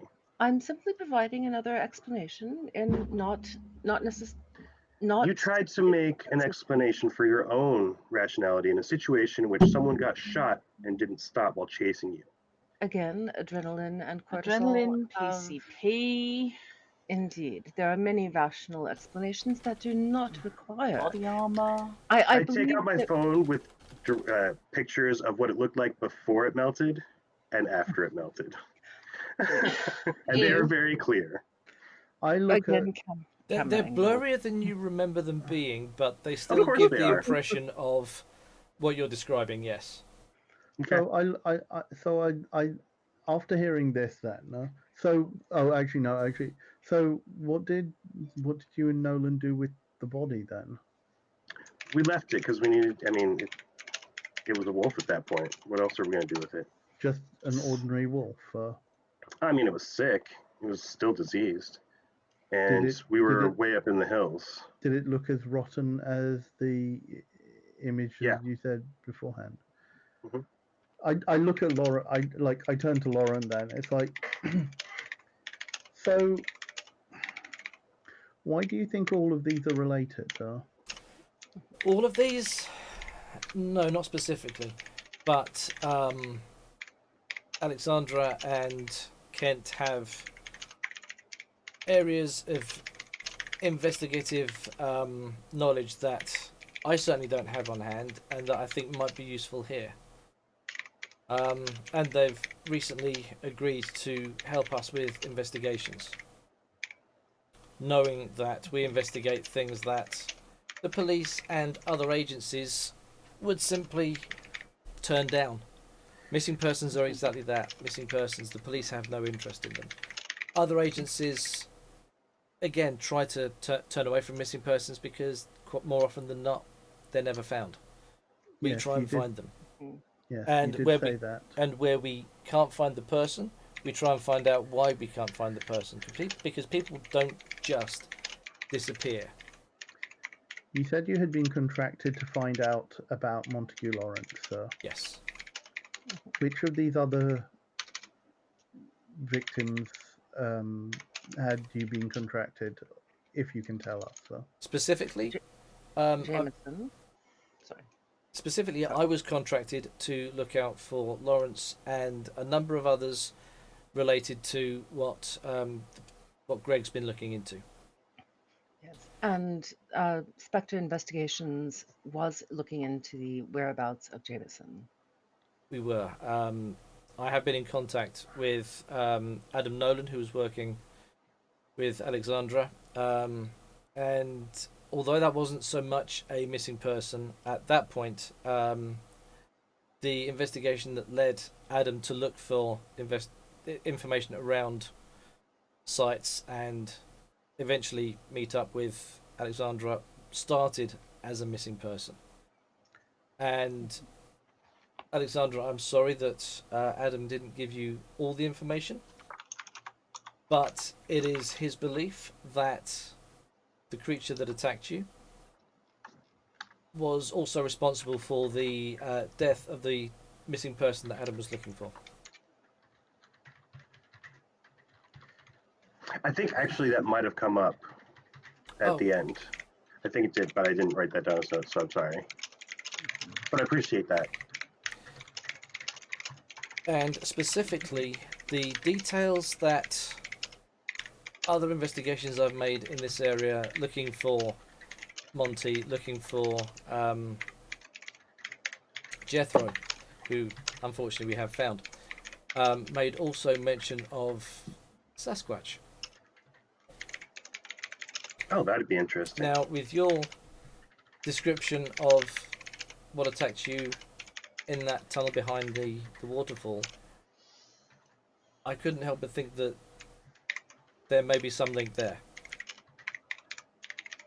And in terms of ancient writings, although it's not your specific area, Kent, ancient writings does seem to be something that you have at least a handle on.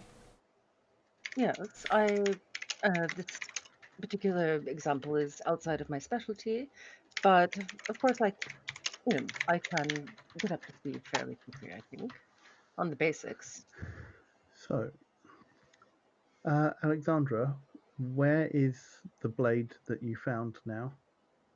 I don't remember the name of it. I don't think we actually named the tribe, did we? Did you have a name for the tribe? I didn't have a name for them, but Yeah. they were the blade was returned to the local indigenous population. Yes. Oh, yeah, the blade did actually have a name too. It's the Quick Blade of the Wolf. Quick as in swift or quick as in live? I think quick as in live. It's about the size of a bowie, or as you would call it, bowie blade. Mm-hmm.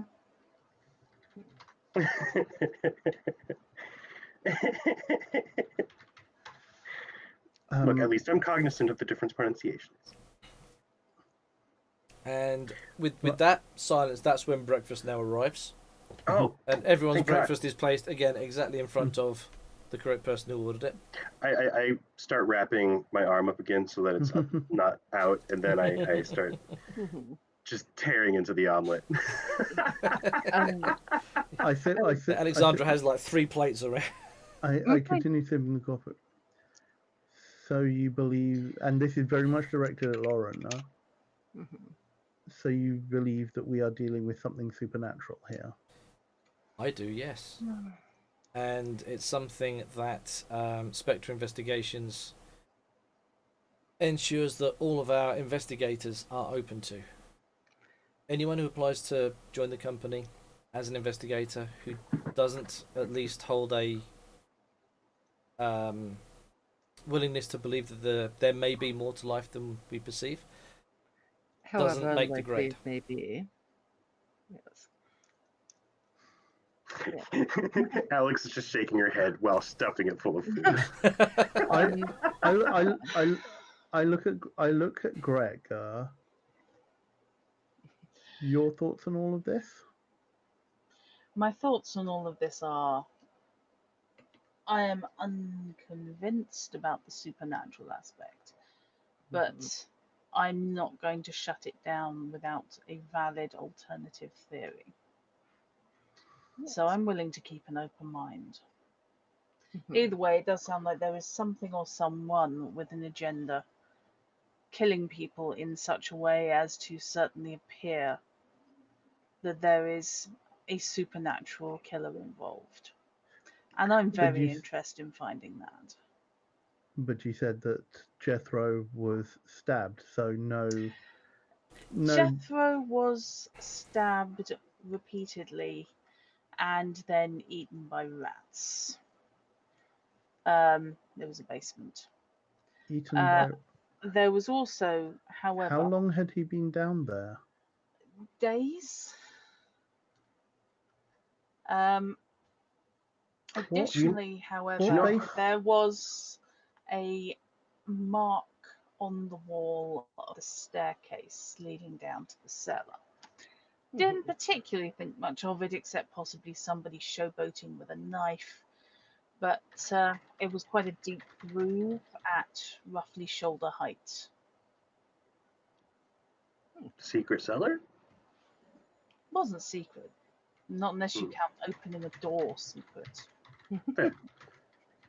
I've known some people who What? would not be able to figure that out. There shouldn't be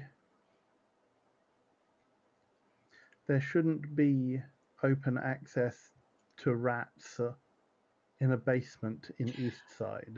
I seem to recall, didn't you say, Knight, that there was a sewer grate? Yep, there was an outlet that went. Yeah. In the cellar. Yeah. Not big enough for anybody to get through. I did look. Just Honestly, before I called the police. Yeah. like I've got a cellar basement, and the primary drain, it does have a grate on it, but the grate pops off for easy access, and it's big enough hole into the ground for things to go down or up. I seem to recall I asked, and basically it was one of those deals where the hole was only about yay big. Yep. Mhm. Yeah. So, unless there is a homicidal baby out there. Yeah. So it's more a drainage point than right. Mhm. Okay. Yeah. And being a grate over a drain like that, even if the vents in the grate were like that, a rat can still get through those. Rats can get through Right, just with bloody really anywhere. tiny little gaps. Yeah. As it mice can come through somewhere the width of a pencil. Yeah. They're like squid. They're like furry little squids. They are. It's terrifying. They're really annoying. Yes. That's why I have cats. I'm just trying to envision Pippin catching a mouse and actually knowing what to do with it. That's typically why kittens play with their food more so than cats, though, because they Yeah. don't know what to do with it. Yeah. Hey, caught it, now what? I can see people being offended that by the what- presence of a mouse. Is that why they but- bring it to you? It's kind of, well, I got this. Can you prepare it for me? Can you prepare it for me? Exactly. Something that I will mumble with my mouth full while I'm eating is, well, our super bullets killed real people too, like all the time. Using silver instead of lead is not a bad idea, whether you believe or not. It is, however, more expensive. That's what the company's for. Yes, if our per diem stretches that far, then fine. I'm not averse to that, but just simply think it's likely to be overkill. That's all. Overkill is underrated. As you're discussing various things around rats and sewers and basements and the possibility of the supernatural, there's a rumbling that gradually gets closer outside at a reasonable rate of knots. Like the sound of a Harley. Several Harleys. Ooh. My ride has arrived.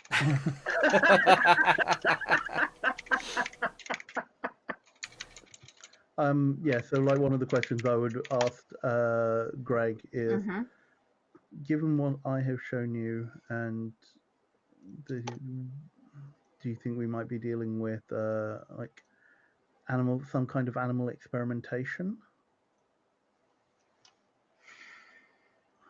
Is somebody He around actually here? does sit back and walk back on his chair a bit.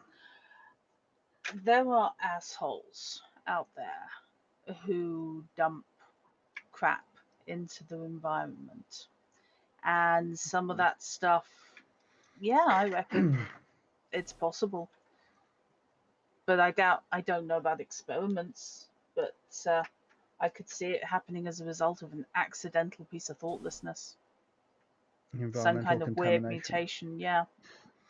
Because what you've been describing and what everybody's shown, that's not normal. I'm willing very much. I mean, I'm not down with the ghoulies and ghosties. No, but I can't No, say but that you're I willing am to either. go down the sci-fi route. you'd be surprised what you can see out there. Yes. I'm You would be surprised. And if I freak out every time, a bear that had some kind of chemically induced mutation came at me, frankly, I will be in several pieces in several different bears right now. So, yeah, I keep an open mind. And yeah, sure, if I see some kind of floating, glowing spectre pointing me at someone changing into a wolf by moonlight, sure, I'm not going to sit there and say that's not happening. Lauren was coughs daylight. when you say Spectre. Sorry? Lauren coughs when you say Spectre. Hey, I know what it means, okay? And he does say that to her. We ignore the fact that actually one of his homes is haunted. It legitimately is haunted, and he completely is down with that. Wait, Greg's house? Yeah. Houses? Nice. One of his houses, he is actually haunted by a ghost. Nice. So It is actually the name of our founder. It's his surname. subtle. Also, What teased us? it's not moonlight that forces change. They can. It was broad daylight when it happened to me. Oh, good. Mhm. That's, Yeah. You also might want to analyze the phrase "when it happened to me." When you saw it, that's a better phrase. When it happened to you means we ought to be getting you to stick a silver bullet in your mouth and see what happens. And no prize if you can identify the movie that comes from. Sounds like it should be from Dog Soldiers. No, much older. Much older film. The Beast Must Die. Ooh. A billionaire invites a group of suspected werewolves to his compound for a weekend party to identify which one of them is actually part-time furry. And yeah, it has at one point, we've laid out all the possible evidence in front of you, and it actually has a break for a countdown and shows you all the suspects so that you can make your judgment as to who you think the werewolf is. Wow. Oh, cool. I'm It's have to go out and watch that. It sounds cool. Excellent. It really is excellent. Michael Gambon, Peter Cushing. Oh, It's Ooh, awesome. Indeed. Sorry, I apologize for that. No I'll apology try to necessary. I'll try to adjust my the way I say things in the future. Yeah, phraseology I'm a is librarian, important. not a teacher. As the discussion continues, a handful of folks in leather jackets with all sorts of badges stitched to them walk up to the bar. The lead one of them just puts a wedge of cash on the bar and they walk off to another booth. Okay. And the barmaid, the same lass that had served you, picks up the wedge, puts it by the till, and starts pouring drinks. You know what? I'll prove It's like they're 11 paying up o'clock in the front. morning now. This seems reasonable. Actually, this is a really good way of doing it because it means that, we're not going to have to beat the shit out of them later because they haven't paid their bar bill. Yeah. Sorry, And there is an expectation that they'll eventually leave because they're only going to drink their fill. Yeah. true. And To be absolutely clear, it is still morning. When I say pouring drinks, we're talking soft drinks and coffees. I just want that to be absolutely Oh, clear. okay. okay. Yeah, They 'cause I was came in about on to say, motorbikes. They are not drink driving. Or Yeah. drink driving. that is- I just wanted to make They're that not absolutely clear. Yeah. Soft drinks fair. and coffees. okay. So Can we take a 5-minute bio break? Is I was that a actually good going to say place it's to- about mid-time Absolutely. Oh, to crikey, it is, isn't it? break It's it. truth. Yeah, absolutely. okay. So, Yeah. if those who wish to disappear for a 5-minute bio break, Cheers. feel free to do so. I'm happy to take Q&A from either players or viewers as questions come up. So if you've got Back in a anything to ask, Okay. speak up. Well, thank you. And again, I would like to apologize for my crappy note taking. It's That's at our fine. one-on-one session. It's absolutely fine. Because I started out so well, and I was like, oh, I'm doing this, and then I got distracted by what I was actually doing, and I forgot to write it down in my brain has not retained it. So I apologize. Thank you, though. Not a problem at all. I will be back soon. In 1 moment. So that leaves me alone with you. Any questions, folks? Because otherwise I'm going to have a hard time filling 5 minutes while folks go and refresh their drinks and whatever. So actually what I could do is give a little bit of insight into the setting, because all this is taking place within, it's now Onyx Pass, but previously was White Wolf's World of Darkness, which started with Vampire the Masquerade, wherein players would play vampires from, I think it was 7 clans, that had a very political leaning to it, with all the more powerful vampires using the lesser vampires for clout or for leverage, and trying to get things done by fair means or foul, quite often foul, while still keeping the rest of the world blind to the fact that vampires exist. And that was fairly popular and quite successful. And so off the back of that, White Wolf released Werewolf the Apocalypse, which was a very similar, it used the same core mechanics, but focused on werewolves, and their main leaning was partially in terms of disagreements between different packs and different tribes of werewolf, but also against the various corporations that are a blight on the world. It very much felt like werewolves are Earth's saviors and raging against anything that's trying to wreck it. And again, that was quite successful. And the series continued with Mage, Changeling, Wraith, Demon. And at varying points, there were alternate sides to put out to these. And one of the first alternate sides for Vampire was the Hunters Hunted. It was a fairly thin supplement, but let players play as mortals in the world of vampires. And then that got added to varying through the varying different incarnations of the World of Darkness as it came to be known, culminating in the Hunters getting their own book, which was Hunter the Reckoning. I could have done a version of that, but that to me gave the Hunters almost an equal footing, and I very much didn't want that.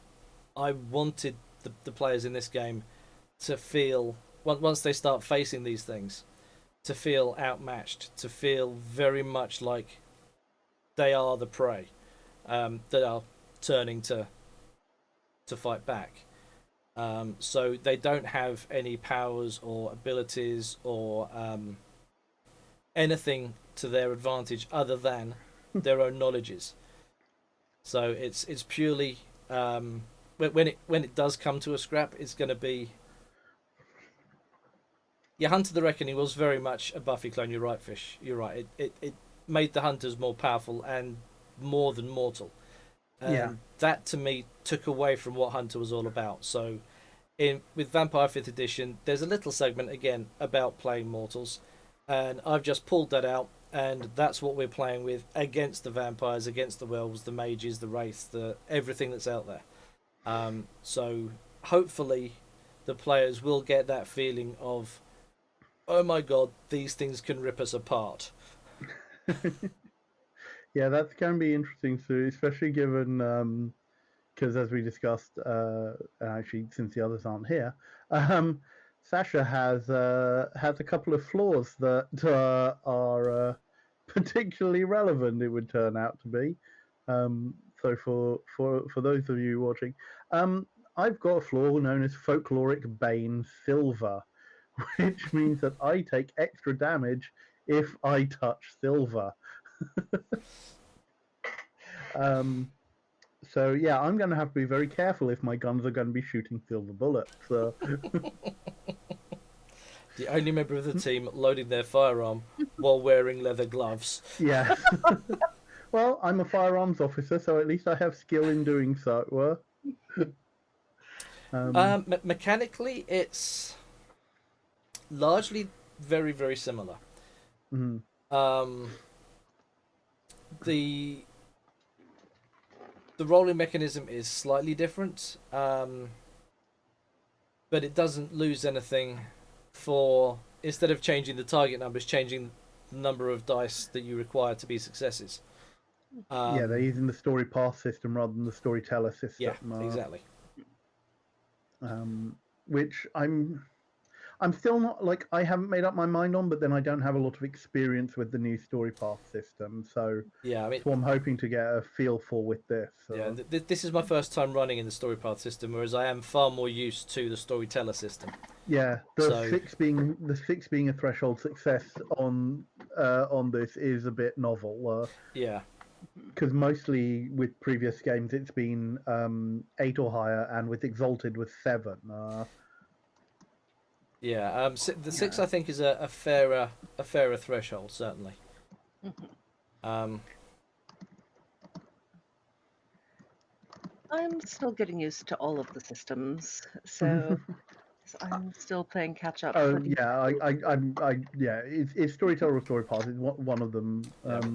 Either way, the last time I ran the storyteller system, it was different target numbers on the die rather than different numbers of successes required.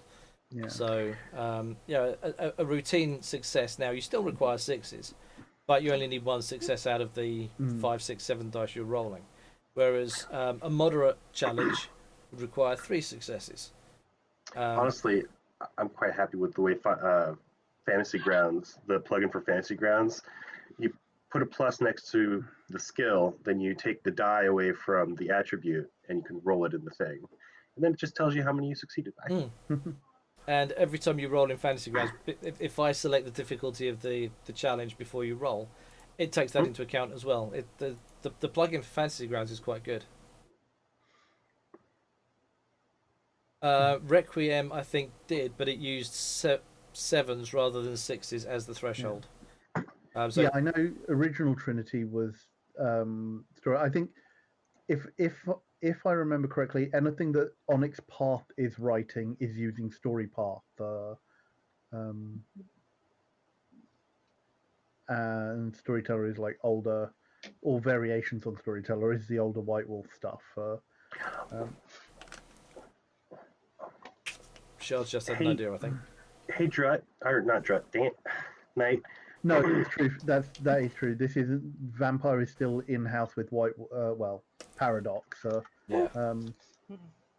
It gets very complex. Yeah, like these licenses have been through the mill. Yeah. And especially given White Wolf and all of the drama around their handling of things like the Vampire line and hiring of certain developers who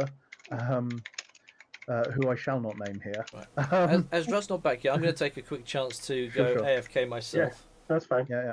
Cool. So I shall let if, the players. If you are interested in the drama, it is all available online. Oh boy. I may look at There that is later. drama. I'll be back in just a minute. So if anyone's got any questions for the players, now's a good time. Yeah, do feel free to ask any questions about players or characters. Trinity Continuum uses a different threshold number depending on your character type. Oh, that's interesting.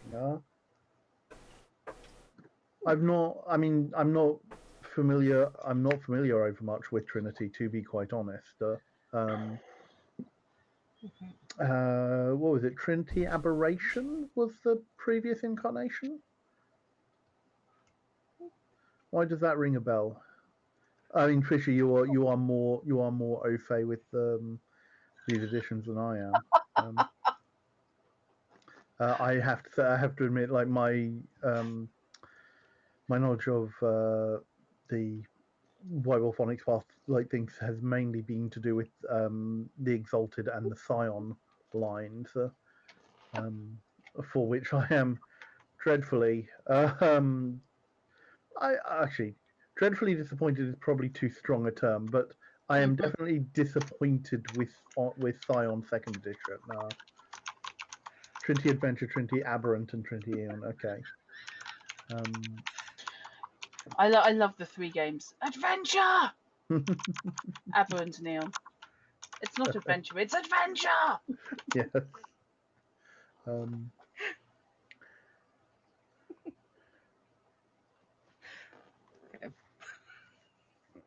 and I will say, my feelings of Onyx Path have waxed and waned over the years. I do like that the discourse in the initial edition, the playtesting version of VTM 5, has resulted in a certain degree of rewrites. Yes. Elements have been removed that previously were, sorry, what? Yeah. And there are some fairly bold statements up front regarding the sort of people that they really don't want playing their games. Yes, and this is why I said, drama surrounding developers Yeah. and things who might have had more input had there not been an outcry. Yes. Yeah. And a complete overhaul of operations by Paradox. Yeah. And Yes. effectively the dissolution of White Wolf. Yeah. But this is why the licenses this is why particularly the licenses for a number of these properties have, as I said, gone through the mill. Yeah, all over the place. There's now Renegade Game Studios. Okay, right. So they did actually hive it out. I don't know Renegade.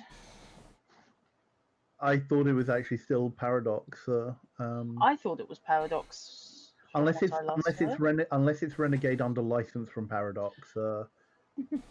I think Paradox are only licensing. I don't think they're they're disposing of any of their properties at the moment. Yeah. Okay. So Paradox owned the license because I know that they did actually sell off the license to Trinity, Scion, Trinity and Scion at least to Onyx Path. I can't remember if they did the same with Exalted. It's all quite convoluted, isn't it? Yeah, it really is. Scorecards. Can't tell the players without a scorecard. I forgot Vampire was with Modiphius for a while. It's done the rounds for sure. Yeah. It's also really true because you've got to remember which version of, like, are you talking about Vampire the Masquerade, Vampire Requiem, all the old WOD naming conventions for their game systems. It's like I'm playing Mage. Which Mage? Ascension or? Oh God, yeah, I lose track. I really do. And we've got. Is there a werewolf game coming out soon? I know. It's not out yet. Probably, I think. I know. I think there's a werewolf 20th edition, and it's not helped by. On a video game. Yeah. I know it's not helped by the fact, and it's definitely not helped by the fact that there are anniversary reissues of the older editions that are coming out simultaneously with the new editions. It's like, really, why? For sure. So, I have a question, Knight. Go for it. When we get back into the game, because I was looking at the merits and flaws, and I remember after looking at them that 2 of them were basically kindred ones, but we worked out wording that they were usable in my case. Yep. Remind me, one that. Give me a sec. Where are you? One of mine is effectively kindred based. Yeah. Bloodhound, basically I have a hyper sense of and ability to detect odors versus smelling someone's blood. So I'm wondering, in this situation with the bikers that just showed up, what kind of picture am I getting from the smells I'm getting off of them? As a lot of petrol and grease. Let's have a wits and awareness to pick up anything beyond petrol and grease and sweat. And leather. And leather. Yes. God, yes, the guy that can't smell anything is now being asked to describe what's being smelled. Oh, sorry. 3 successes. 3 successes. Okay, so that would be a moderate challenge. So on top of the very obviously discernible blood, sweat, leather, and petrol/engine oil,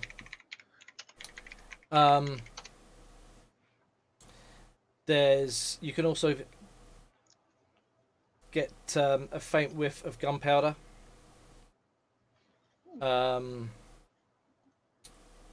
But not much else.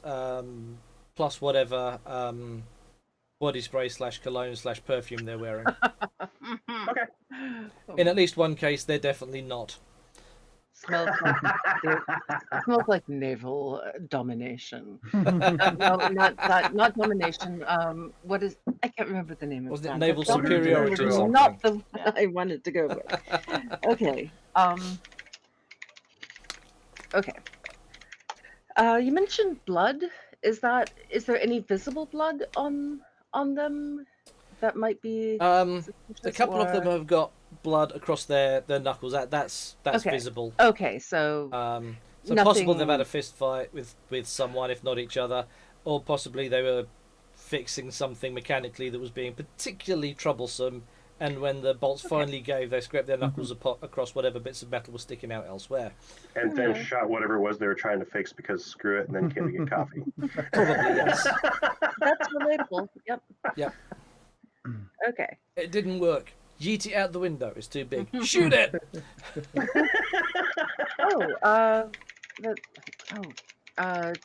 Skeet shooting with motorcycle parts. Yes. Yes, I can actually see Oh. that. I love the story that we have created in our mind for these bikers, regardless of the real story. It is so wholesome. Am I familiar with this? Like, have I seen this group before? Are they a local gang? Yeah, they've been around. You've seen them around a fair bit. They have so specifically for Drutton Chrono this bit. They're a known. They're not a big motorcycle club. This is probably the entirety of them, all bar maybe 2 or 3 members. Sure. They have run-ins with the police. At any given time, one of them is in jail for something, be it drunk and disorderly, be it having a punch-up. But they've never made headline news locally. They've never had any big troubles. Your average town hooligans that are actually decent. They're definitely town hooligans rather than outright criminals. Yeah. They're not Okay. lifelong criminals. They're not a criminal gang. They Yeah. are a group of bikers that Get a get bit Larry rowdy. at times. Yeah. Yeah. Okay. Mhm. So they're not known for being actual troublemakers. Just They just play one on TV. yeah. That- Sounds of they- anarchy. Yeah. They, from what you've seen, they do lean on the reputation of how bikers are portrayed on TV, Yeah. but they tend, from what you're aware of, they tend not to live up to that reputation. Yeah. I'm suddenly having flashbacks. It's weird. It's to the movie Weird Science when the bikers raid House Party, and when they're seen off at the end, one of them at the end comes back and says, "Could you not let anyone know about this? Because I don't want to lose my teaching job." God, I'd forgotten that, but yes. Yeah, and he was in. It's the guy from I think Motley Crue videos, possibly. Was in The Hills Have Eyes. Yeah, is Yeah, it? you know, I can't remember. I which think I know movie the guy. he Yeah, it's not was in. Motley Crue. I think it's the guy from Yeah. the Twisted Sister videos. That was it. But yes, this is what these guys remind me of. It's the whole we're well hard and causing trouble. Yeah, I've got to get to my accountancy job in the morning. Oh, See, this is this. cute. We don't need to worry about these bikers. They're good people. No. No, Sasha is just a little bit more aware of them in the bar, but Hmm. Yes. isn't. Yeah. And if they're being somewhat loud, then Kent will shoot them. Disapproving glares. Yeah. Honestly, Thankfully, I'm more bothered about the pollution from their bikes. if they're being loud, that means that our conversation is less likely to be overheard. Yes, it's distracting, though Bingo. it's rude. And yes, they are being loud. They have found the Meatloaf CD that's on the jukebox. Hell yeah! Okay, rock and roll. Okay, and for me, yeah, yay. Sasha, for- Sasha taps his foot along to the music, but what would you advise, Lauren? Well, we still have a missing person to find. So anything that might help us find a missing person has got to be top. The police will look into the murder. If it's related, then possibly through your contact with the police, we could get any leads that we could then help with that murder inquiry if need be. But the police are likely not to want to look into a missing person. So Montague is the top priority. So if you could tell us everything you can think of about Montague, then we can suggest possible avenues. And with there being multiple of us, we could potentially look at hitting multiple avenues. Yeah, so I then info dump what I do know about Montague. Although obviously I've given most of that, or most of that has already been said. The things which basically crop up with regards to that Sasha is particularly concerned about is who is this mysterious woman who is living in his house, or what was claimed to be his house, and the fact that she has started attending his classes, and the and whether or not the animal, or like what it was he heard in the woods, that story that Montague had of the creature being shot. Sasha, have you looked up the roster for those who have signed up for your class to see what her actual name is, or what name she put down? I have her name. Well, I will have her name. I just don't have the sheet with that note. So Anna Klein. that's it. Anna Yes. Klein. All right. Klein is the surname.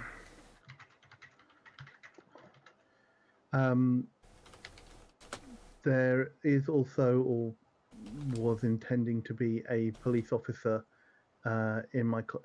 Has the police officers been in my class already? Not as yet, no. Okay, yeah. So my class is next week. There is a police officer. The police are sending somebody as well to observe her. Okay. In the class.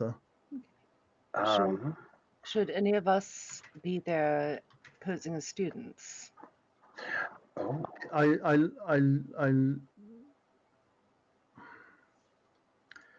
I think it is. I think it is safe to say that Alexandra and Kent, you wouldn't be out of place in the classes I run. Okay. I'm. Yeah. If Greg, that's you do look like you can handle yourself, so it might be a little strange if you were. I do have a question about particular actions we're allowed to take and how far into skirting the law. Like, the house that she's apparently living in belongs to someone else, technically, but while she's there, if she is, are we allowed? I do not know whether or not that is the case. Yes, we could perhaps do a deed search on that property and see who legally owns it. As far as being in your class, that I will leave that up to you. I'm happy to provide another set of eyes and backup if necessary, but if you don't feel that would be required. I have no problem trying to make friends. It's perfectly reasonable for someone who knows what they're doing to turn up to a class because that's how people keep knowing what they're doing. Yeah, recertification. Exactly. Mm-hmm. It's continuing education. Is this a more Perfectly true. physical self-defense class or a firearms self-defense class? Well, I run a number of classes, but the one that she has joined is my is my physical self-defense. Okay. I take them through Cool. basics of elementary martial arts and disarm techniques. So presumably you wander through Aiki, Krav. Not quite so far as Krav. Right. That it would be a little too strong for most of the people in here. Most people just need to know how to get away, how to break a hold, that sort of thing. How to seek more expert help as well. That certainly sounds like something that might be useful, even if uh, I cannot make a direct impact on the investigation at this point. So We what is can the by looking up deeds and locations and information on persons that might be public. yes? Yeah, that is Yeah. we can not an certainly do area that. of expertise for me. Yeah, if you'd like me in your class, then I can do that. Otherwise, I can help provide local knowledge to these babes in the woods Would it be if they worth, find up. Alexandra? Would it be worth you looking at the actual cave that Greg found? I would like to, yes.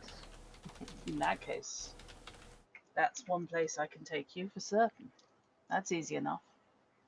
Excellent. It's well, you're gonna need decent boots. Oh, that reminds Oh yeah, me. because how I'm dressed right now. Yes, preferably something. Actually, they're both. Okay. He's addressing this to largely to both of you, to Kent and to Alexandra, because this is just they pitched up in street clothes, and you know, Alex a lot of stuff like Alex that. turns and points to your vehicle. I'm covered. It's in there. Mhm. Tweeds and Oxford shoes are acceptable anywhere. Although perhaps No. not so No, much they're for not. A for hike the through the self-defense woods, class. probably not. Okay, let's put it this way. Tweed's only waterproof for a certain degree. If you fall into a river, you're going to get waterlogged and die. All Well- right, perhaps I can find something a little. It's unlikely that you're outside going of to the fall tree off and die family. in water around here.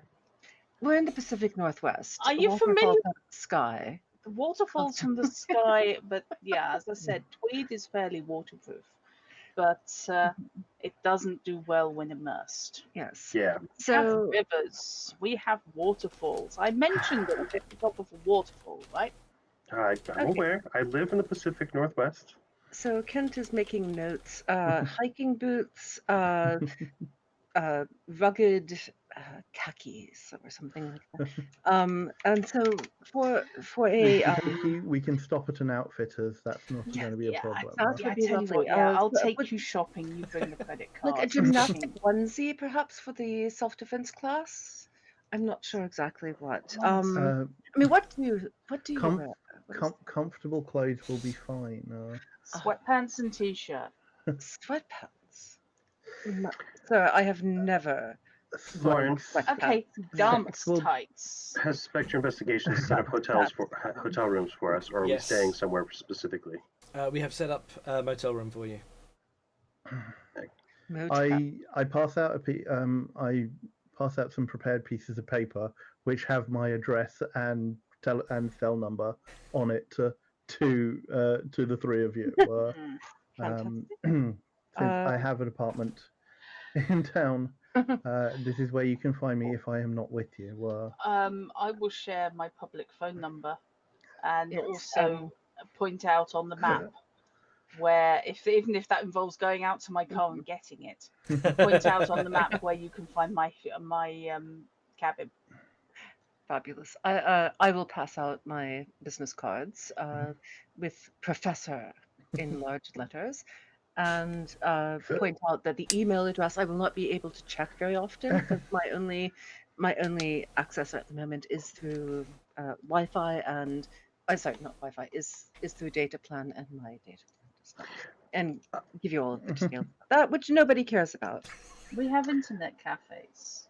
We have lots of internet cafes. Yes, I do not trust those. Alex takes out a map of the area of her own and circles the area where your cabin is supposed to be and folds it back up and puts it in her backpack. Yeah. And then she opens up messaging on her phone, types in all of the numbers that were just given to her, and sends a group message. This is me, and then puts the phone back away. To those of you that haven't already got Lauren's card, so to Kent and Alexandra, Lauren gives you her business card with Spectre Investigations, Lauren Mann, email address, mobile phone number. Yep, same kind of thing. Just messages you the number, her own number, kind of thing. Like business cards. What is this?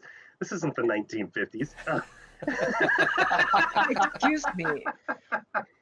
It's probably got a QR code on the back. Yeah. No, business cards are still a thing. It's just attitude towards. I've been assuming business cards have been going out of fashion for the last 10 years, and no one has yet managed to make it happen. Yeah. I received 2 business cards just last week. One of them from an archivist. I got emailed by an archivist last week. It was so exciting. Their email actually said archivist at blah blah blah. And I almost choked then. Are you okay? Did I kill you? Oh no. Are you okay? Well, this is stinging because you just made coke come out of my eyes. Oh, try. Oh no. That's both My impressive and nose. terrifying. Yeah. And it leaked out of my eyes. That is okay, but maybe you're changing into this lizard that can spit blood through its eyes. What is the name of that lizard? Oh, That would be I know the one you mean, but yeah, I can't Yeah. remember which one it is. that would be a really cool we need- defensive mechanism, though. We to be need able Spud to here. Spud would know off the top of their Yes. Oh, Yes. head. Of off the top course. of his head. Spud would definitely know. I just got visions He'd of be right there tagging with that Spud. information. Spud, tell us what lizard is it bleeds from its eyes aggressively? I can see that going into Discord now. Well, yeah.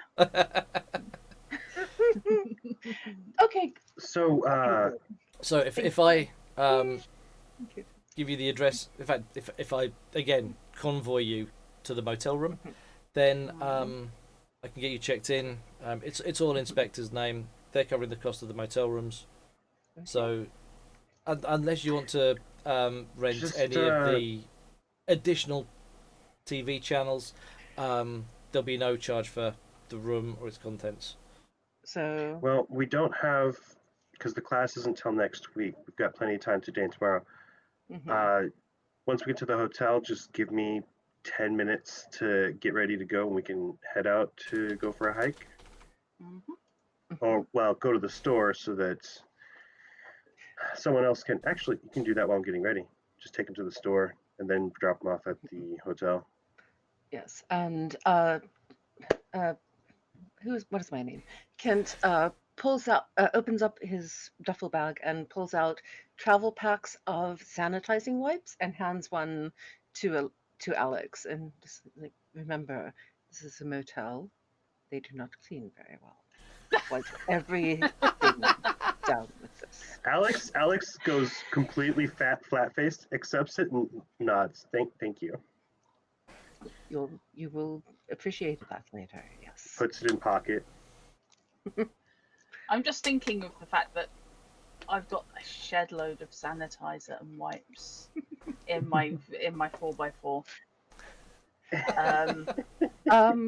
Because and bleach destroys blood. And Kent thinks that is admirable, and Yeah. you're prepared for every sanitizing Absolutely, occasion. yes. Yes. Yes. And I've got, a couple of ground sheets in there, Well, just hey, in case. You never know when you're going to need to go camping, and you always need ground sheets to prevent Exactly. the pine And needles from and you use the rope to suspend the ground sheet as a makeshift hammock to keep you off the ground and therefore warmer at night. Exactly. I know rope has so many different uses. I Mhm. mean, it could. I mean, suspending food at a campsite so that the bears don't get it. Yep. There are all Well, sorts though of things. that doesn't work as well as you might think. That's But true, but it's worth a try. it's a challenge for them. Well, it's like the cat toy that's suspended. Yeah. Yeah. Or I the don't need to chicken. be thinking in terms of cat toy and hammocks. Yeah. Okay. How about the chicken toy that Lydia has in her chicken streams? That has the seed suspended, and you can peck at it and see Yeah, them I just around. can't help thinking at some point they're just going to rebel and eat them. Yeah. Probably. Yeah. I'm sorry. I digress. Yeah. So, yes. So hand wipes to anyone else? Nope. Nope. Okay. Let's No. go back. Okay, so Alexandra's going to be getting changed and ready for excursion, and the pair of you are taking Kent shopping. Yes. I guess. Okay. Yeah, because I won't, because it's a Friday, so I won't have classes again until next week. So we've got the weekend if we want to do anything outdoorsy or researchy up until that point. Okay. Yeah, I'm all for doing research too, but Yes. a hike after breakfast and plane ride sounds great to me. Yeah, I think Kent would prefer to go to the library or some place with secure public Wi-Fi access to start searching. Bless, you think Well- life is secure? Well, or It's so someplace. cute. and Library or academic institute. Well, Yes. if that's the case, why don't we can split this up. Let's do the shopping trip so that we're all appropriately geared if we need to go out. Then I'll take Kent to the community college and set you up there. Thank you. That will be as secure as anything we have around here, to be honest. And Greg, maybe if you can then take Alexandra out to the cave. It probably doesn't need all four of us to go up there, unless you think it would be wiser for us to all go there. I don't see any reason not to split up. It's not like we're hunting anyone. Yes. Exactly. And that way we at least can cover this day. We've got multiple dead people and something that may or may not be a werewolf. But we're not hunting anything. No, Yeah. we're looking for a missing person. Yes. Uh-huh. Yeah. We're hunting a missing person Fair enough. who may be armed and is a If- crap shot. If the missing person is... I'm not worried about it, are you? A scared teenage hunter with panic issues. I It's can't okay. think I what can, would I be can, I terrifying. can calm him down, I'm sure. He's not going to panic seeing me. Montague is not a teenager, just to say. How old is Montague? In his 30s. Oh, right then. Okay. Oh, good. A panicked weekend hunter. Most of my Panic students weekend are hunter. most of my students are older. Fair enough. Oh, Look, good. I don't have a problem if we all go, but I mean, I see no problem with just a couple of us going. If you think it's going to be safer to have more than two of us, then by all means. Sure. I leave it up to you, Greg, because you and Sasha are more experienced with.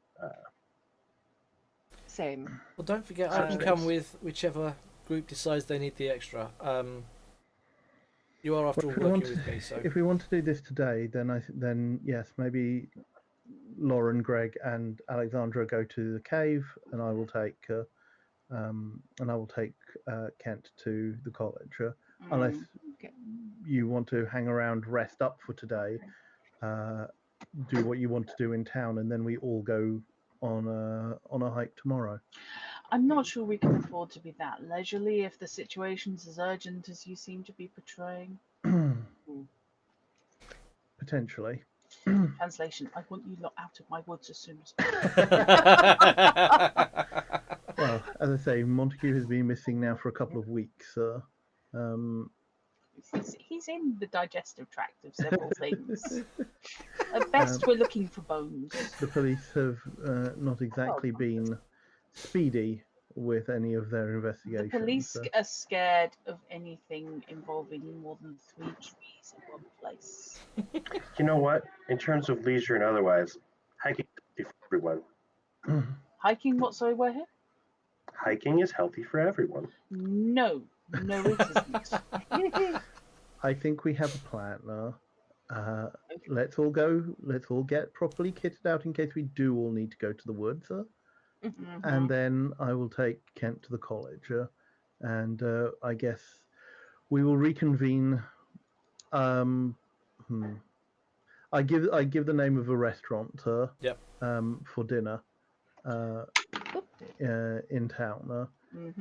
Any variations or changes to plan, let everybody know, please. So we're ex-military then. Big on rendezvous. Ex-Canadian Army. Last I checked, they were in the military. Kent This, refrained by the from way, this saying is almost anything snotty about Canada. entirely. No, this is almost entirely in character. So don't panic. I am not coming over dismissive. Also, as I said, Greg has a distinct Kanak accent. Yeah. So Peacekeeping operations mostly. naturally, nobody keeps the peace better than the Canadians. Possibly the Dutch. You actually get a chuckle out of Sasha with that. Yeah, he's basically slightly sarcastic, but he's basically doing this in good part. Okay, so as I understand it, Greg and Alexandra are going to take Lauren off to the cave behind the waterfall. So we're all going to go and do the shopping bit, make sure that Kent has appropriate gear, and then we'll split up. Okie doke, cool. Yep. Okay. So shopping trip, and unless you want to specifically play through that will take up to sort of lunchtime-ish. Yeah. The only thing that o'clock. Alex gets on the shopping trip is a hatchet while they're in the store getting stuff, because couldn't take a hatchet on the plane.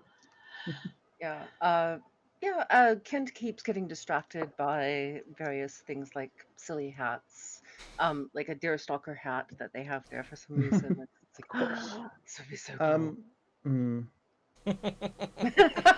Oh, and Greg, speaking of attire and well dressed, the hiking boots and the clothing that Alex is now currently in.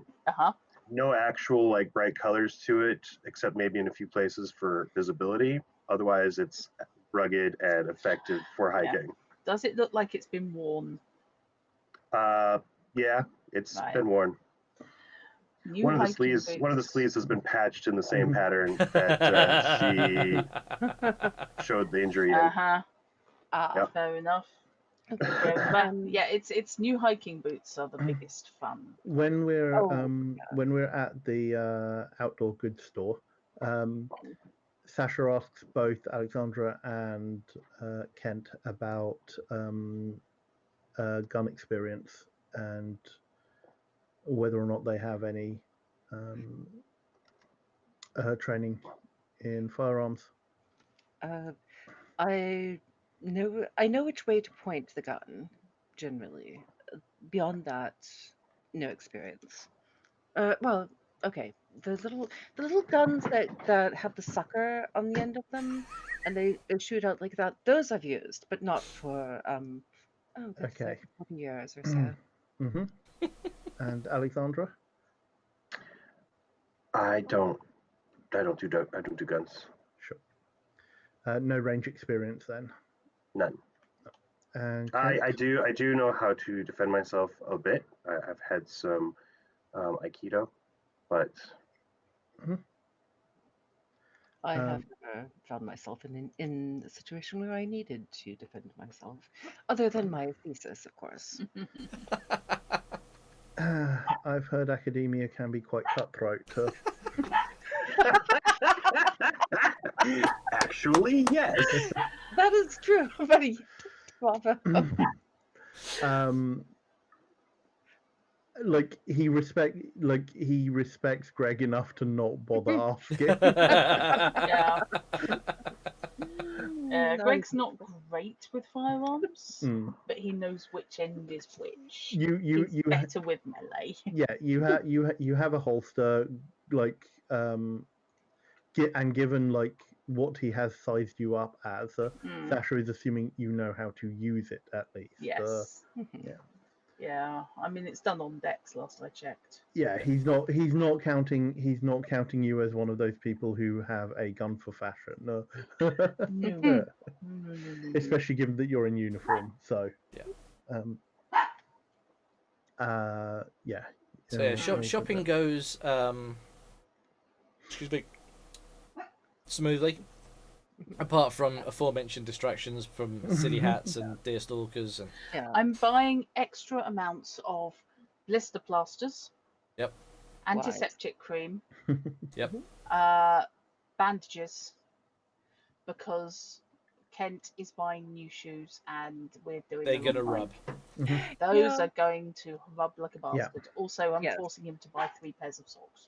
I'm getting Um, I'm getting a big old bag of trail mix. of course. Yeah, Kent actually, after calming down a little bit, does buy sensible things. But you did have to talk him out of buying a really atrocious pair of golf trousers that are garishly plaid. But he did not actually buy them, so it was successful. You're welcome to buy them.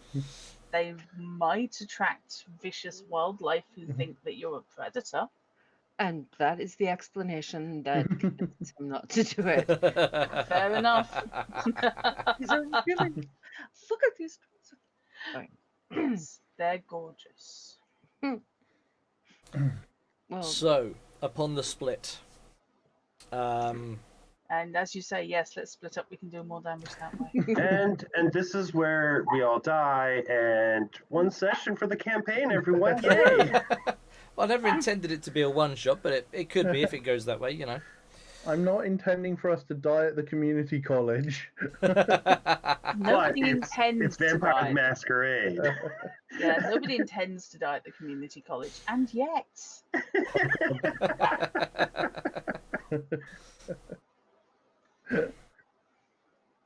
Yes, are you going to die in the self-defense class? Could happen. Okay, Today. But yeah, let's go for a hike in the woods. This will be fine.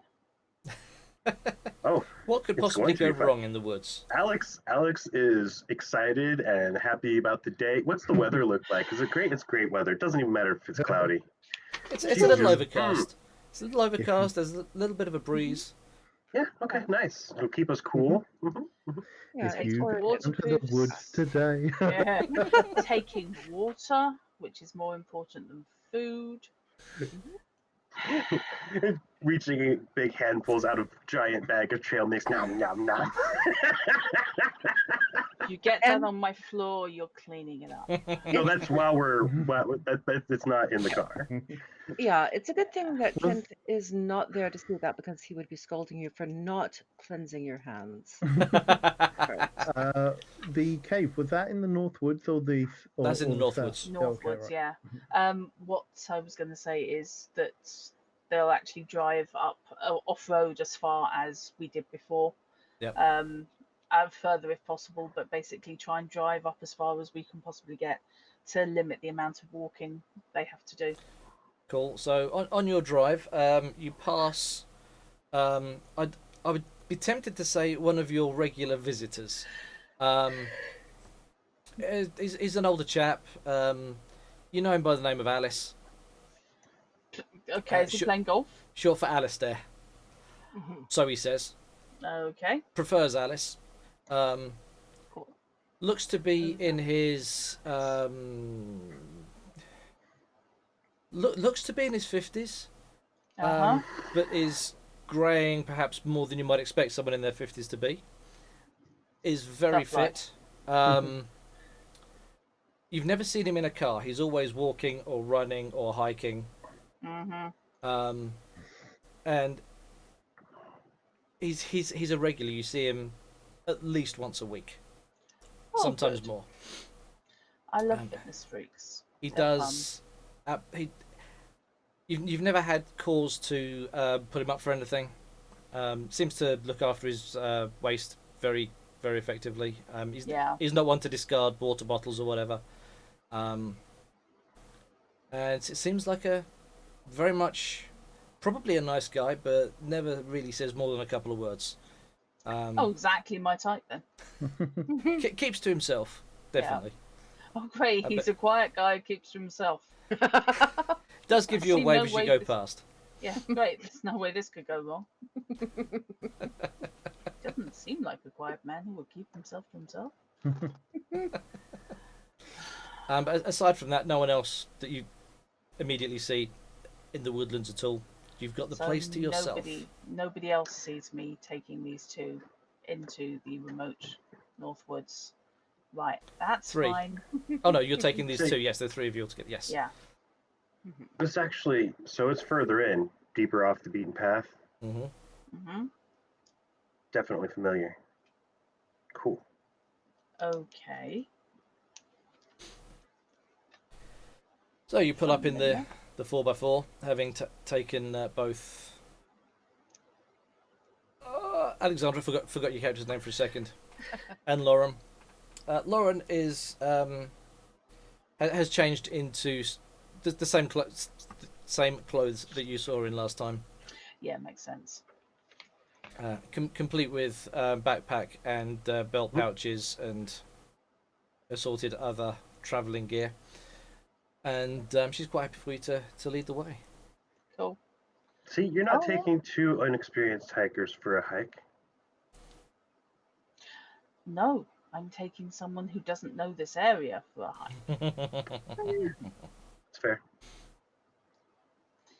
And yeah, I'm quite happy to follow Lauren because I'm curious to see how well she remembers the route. Oh, you're going to follow Lauren, okay? Let's see Well, how. she said she would lead the way. No, I said she was happy for you to lead the way. Oh, was that? Oh, sorry, my apologies. That's dropped down slightly. That's fine. In that case, I will quite happily strike off ahead. Okay. And we shall leave that group heading off into the woodlands for a minute and cut back across. We shall cut back across town. I can't help thinking our footage will be found in 3 days' time. To Sasha and Kent heading to the community college campus for some secure Wi-Fi access. As such as these more library access for Kent. Yes. Yeah. Yes. So basically, my intent is to try to track down the property records, the deeds of ownership, and history of that particular property, which I assume we have an address for. Yeah. Yep. I forgot to ask You've for got- that. I'm assuming that in the Like, info I know dump the that address. that Yeah. Greg did give the Okay. address across. Okay, the place where Anna Klein lives. And ideally, in addition to the property records, I would like to also do some poking around to see if Anna Klein has an online presence that dates back more than a few weeks. If there's any evidence. Okay. 2 separate searches, so probably 2 separate roles. So and having signed Kent in and done all the Yeah. yes, they're my guest. Yeah. I'm going to escort them around site and filled in all the paperwork that goes with that. Mhm. While Kent is doing the investigation and computer searching, what are you going to be doing? I'm pretty much just going to be like I'm gonna stay near Kent because Kent doesn't know the local area. So if, Yep. so if Kent needs, like, where is this place? Who is this? Where do I need to go for this? Like, I'm on hand basically to provide that info. Cool. So Okay. I'll be sticking with him, like in the either in the library or wherever we set up. Because I will have my office. Because I will have an office as well, or at least a desk in in a larger office, sort of thing. Cool. Okay. Okay. So in which case, Kent, can I have an intelligence and investigation roll, please? Okay, so this is my first roll of the game. Oops. So I have Really? yes, Oh my god. yes. It's I haven't done any rolling. Lots of So, role playing, but no actual dice rolling. Yeah. yes. Sorry. So 4 in intelligence, so that's 4 d10s, and then investigation. I thought I had. Okay, I have 3. So that So it's 4 and 3 is 7. 7 dice. 7. Okay, good. So And you're looking for 6s. okay, I've 0, 0. Okay. 1, 2, 5.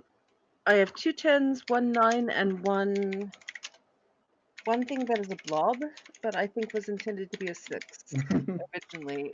It's a manufacturing error. But it does actually have a 6 there. So 2 10s, 1 9, and 1 6. Wow. yes, Okay. That is a lot of successes. I'm gonna get rid of this. one. Okay. So you are clearly the team's version of Google. Woo. Hey, that's absolutely necessary on a team. Yes.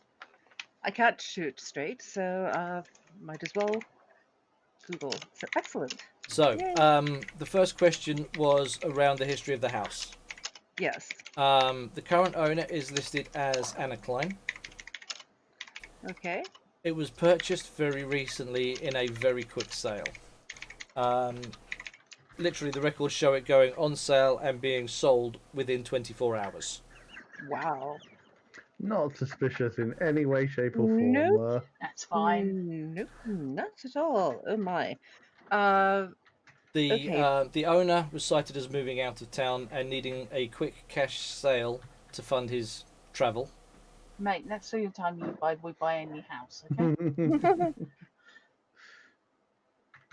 Okay.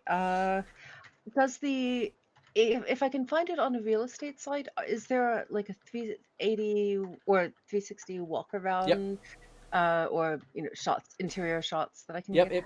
it went up on a site, and it's with that role, it's very easy to dive in and find where that sort of those images are cached, and you can take a walk around the house. Okay.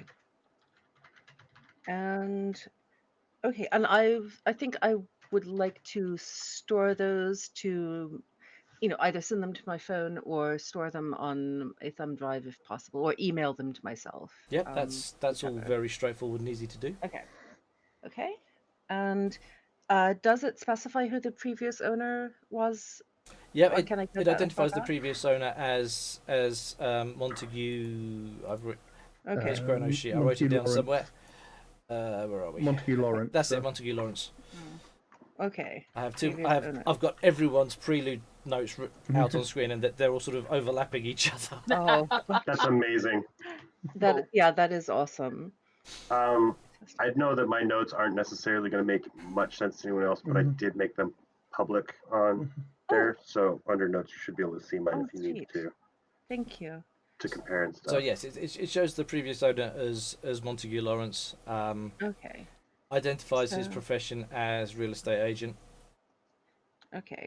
The house went online through his agency, Okay. listing him as both vendor and obviously owner of the property. He put it on. He arranged everything. Okay. So And with that role, it looks like, although it officially went on sale and was sold within 24 hours, it looks like a few days beforehand,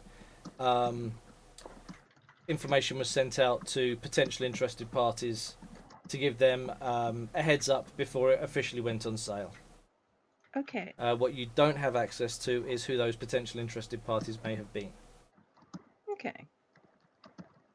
But everything looks legal and above board as far as the sale goes.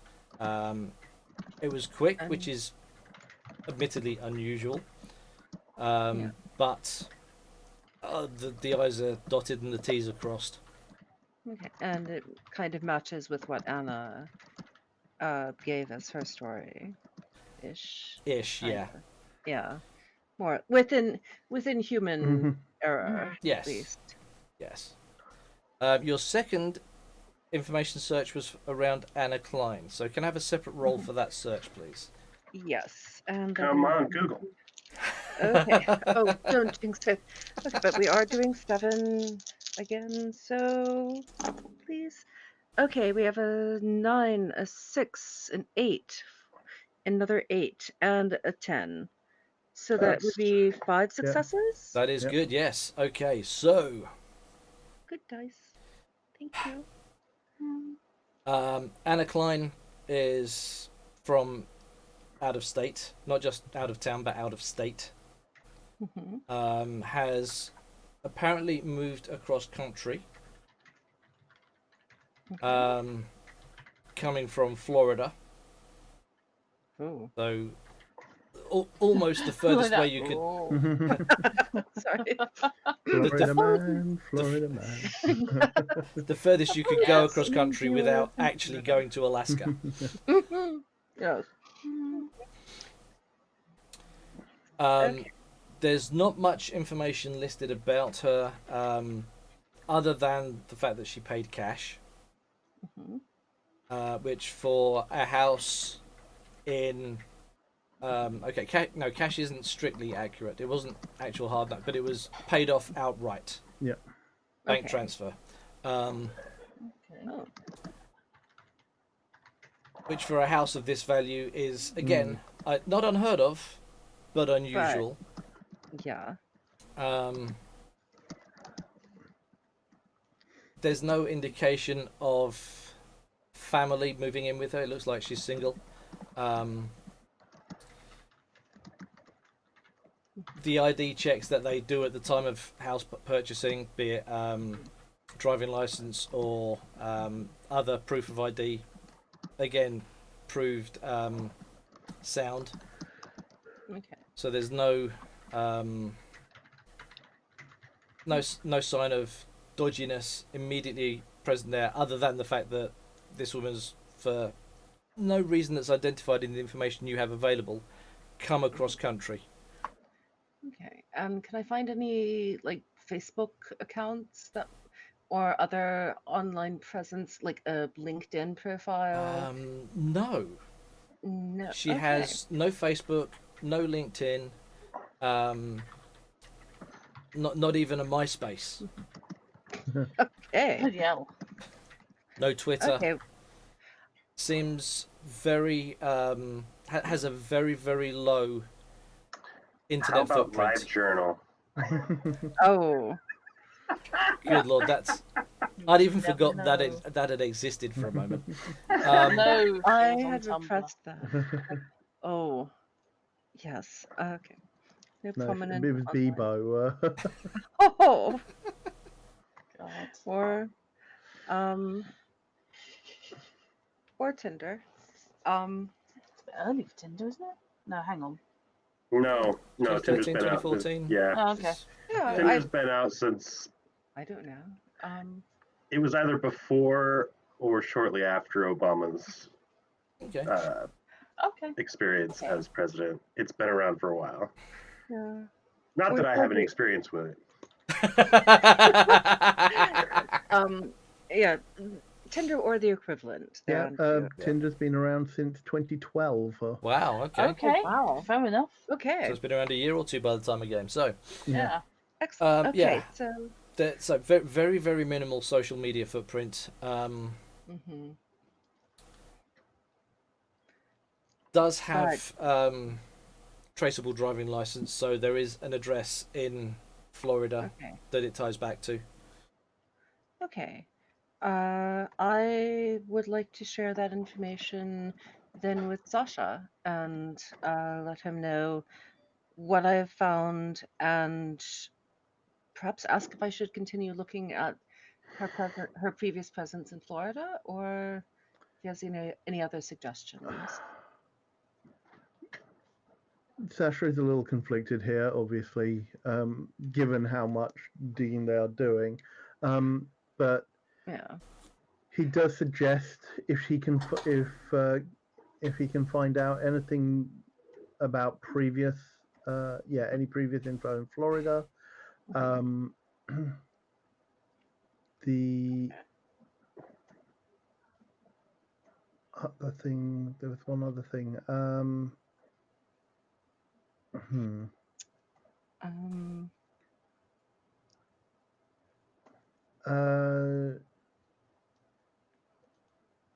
Yeah.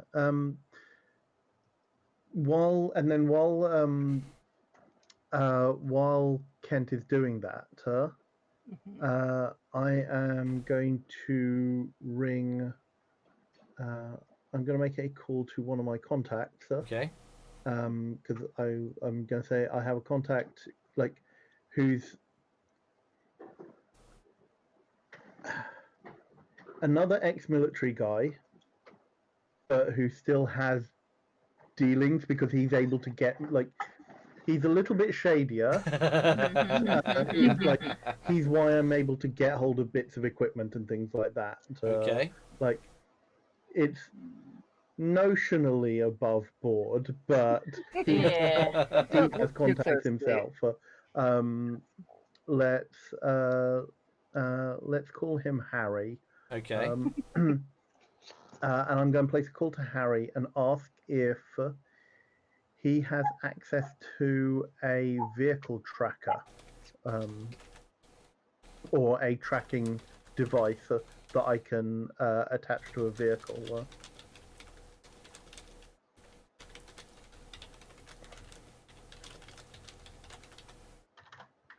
Not immediately, but leave it with me. I'll come back to you. Cheers. Okay, so Molly, digging further into the previous address. You've got the address, put it up on Google Maps. It's, yes, it is Florida. It's in the sort of outlands of Florida. Backwoods, you might also call it. Or The sticks? the sticks, yes, the boonies, whatever term your phrase you have that's well out of the city, well away from anything vaguely resembling humanity. I have Joking. I have relatives who live in Florida. I'm sorry. I laugh with fondness. Yeah. Why are we laughing at me? What did I miss? I have family in Florida as well, so I have family in Florida, so yes. I don't have family in Florida, and I've never been there. I have a friend in my Friday crew who is from Florida. He seems pretty intelligent because he doesn't live there anymore. See, I didn't go that far, so you know. So yeah, the address is out in the boonies in Florida. Apparently, again, according to what you can dig up from that address and the name, they were a bartender at a local bar. So from small single-story cabin in Florida to nice posh house, gated community Yeah. on a bartender's wages. It's a bit of a shift, yes. Yes. Wonder who. Now, I know you can make a lot through tips, Yes. but that strikes me as taking the piss. although the miracle, I wonder, the miracle of compound interest. Well, I mean, it could also have been, just a lucky break with some rich outsider coming in and having a conversation with bartender, and they'd be like, "Here, you know what? Have $1 million because it made me feel better." She won the lottery. She won the lottery. Yeah. She rolled the right drunk. I mean, She rolled the right drunk. Pockets. Yeah. That has many connotations. By which I meant the person unconscious you go through their pockets. That's all I meant. I was not implying that Anything? Oh, I thought the other implication was rolling lucky dice and getting the right drunk in the bar. That's what I thought as well. That was the other one that I was thinking. Yes. Sorry. Have to finish my notes here. Okay. Excellent. I will share that as well with Sasha, and presumably, actually, while I'm at it, I would like to check the list of Florida and regional lottery winners just to be on the safe side, because I know that there are multi-state draws.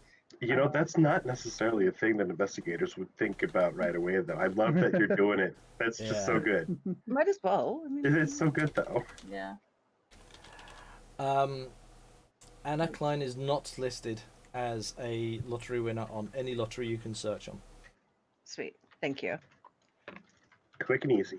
Well, that's a matter With the of rolls record. that Molly have made with that, there's some phenomenal amounts of information at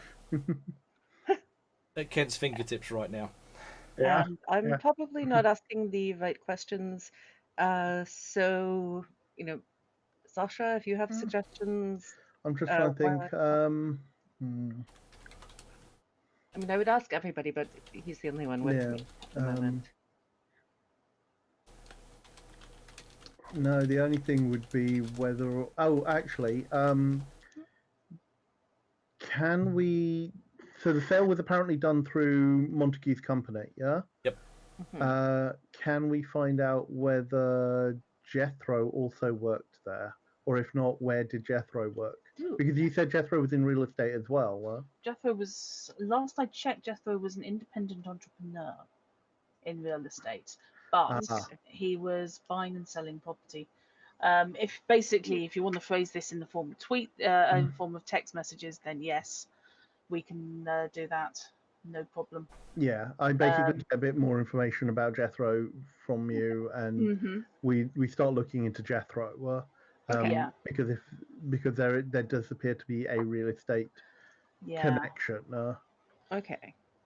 Yes, I'd like to point out that I have established in my session 0 that Greg has a satellite phone, so can get texts. Yep. Nice. So, for example, the basement that Jethro was found in, was that actually Jethro's house, or was it? Okay. It was Jethro's house. I went there to talk to him. Cool. And I found horrible things. All right. We'll look into Jethro, see if there's any info on him. See if he is there anything to potentially connect him to Montague, that you can find out online. I think that's the next line of thought. Okay, so with that text conversation having happened between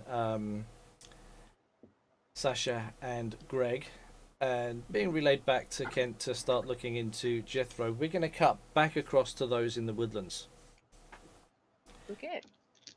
So you're leading the three of you out to the waterfall that hides the little tunnel that opens out into a wider cave. And the trail canteen.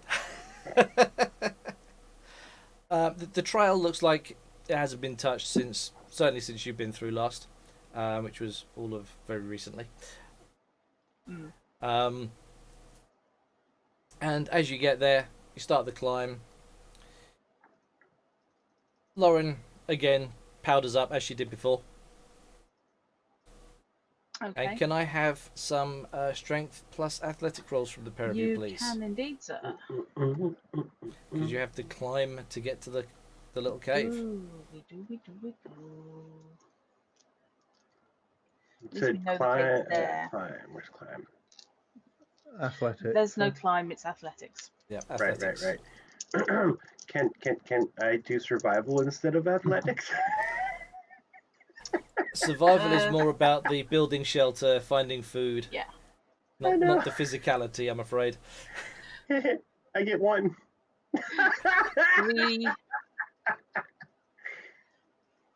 three successes. If nothing else, I probably helped figured out the route on the way up. So I'm probably just going to follow the same Yep. footholds and handholds.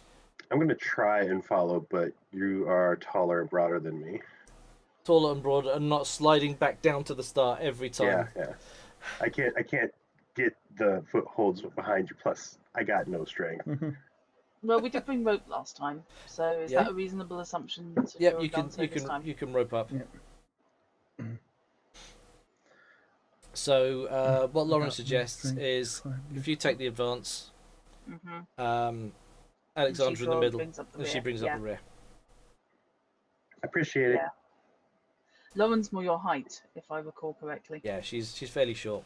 Yeah, so you'd be able to follow her directions. Yeah. So can I have a second and subsequent climb roll, please, or strength and athletics from the pair of you? That is two Hey, I successes. succeeded. So what? Okay, how many successes shall we drop? 2. Excellent. Okay, so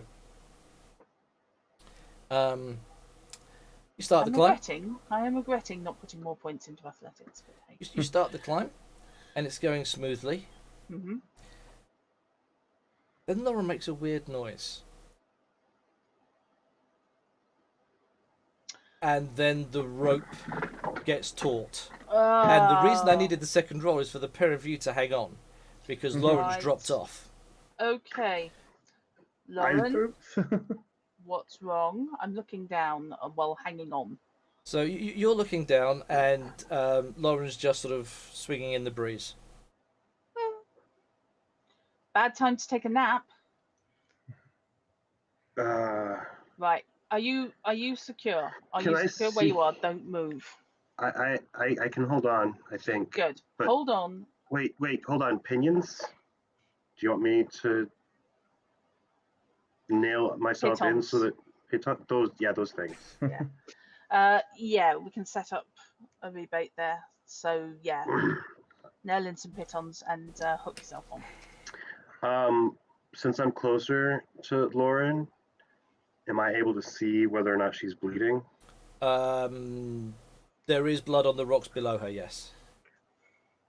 Oh. How high are we? Oh, you're probably only about 20, 30 feet up. Not that far, but far enough. Yeah, it's far enough that we didn't hear a gunshot or anything, did we? No, we didn't hear a gunshot. Okay. And if it was a gunshot and we didn't hear it, that's even worse and scarier. Yeah.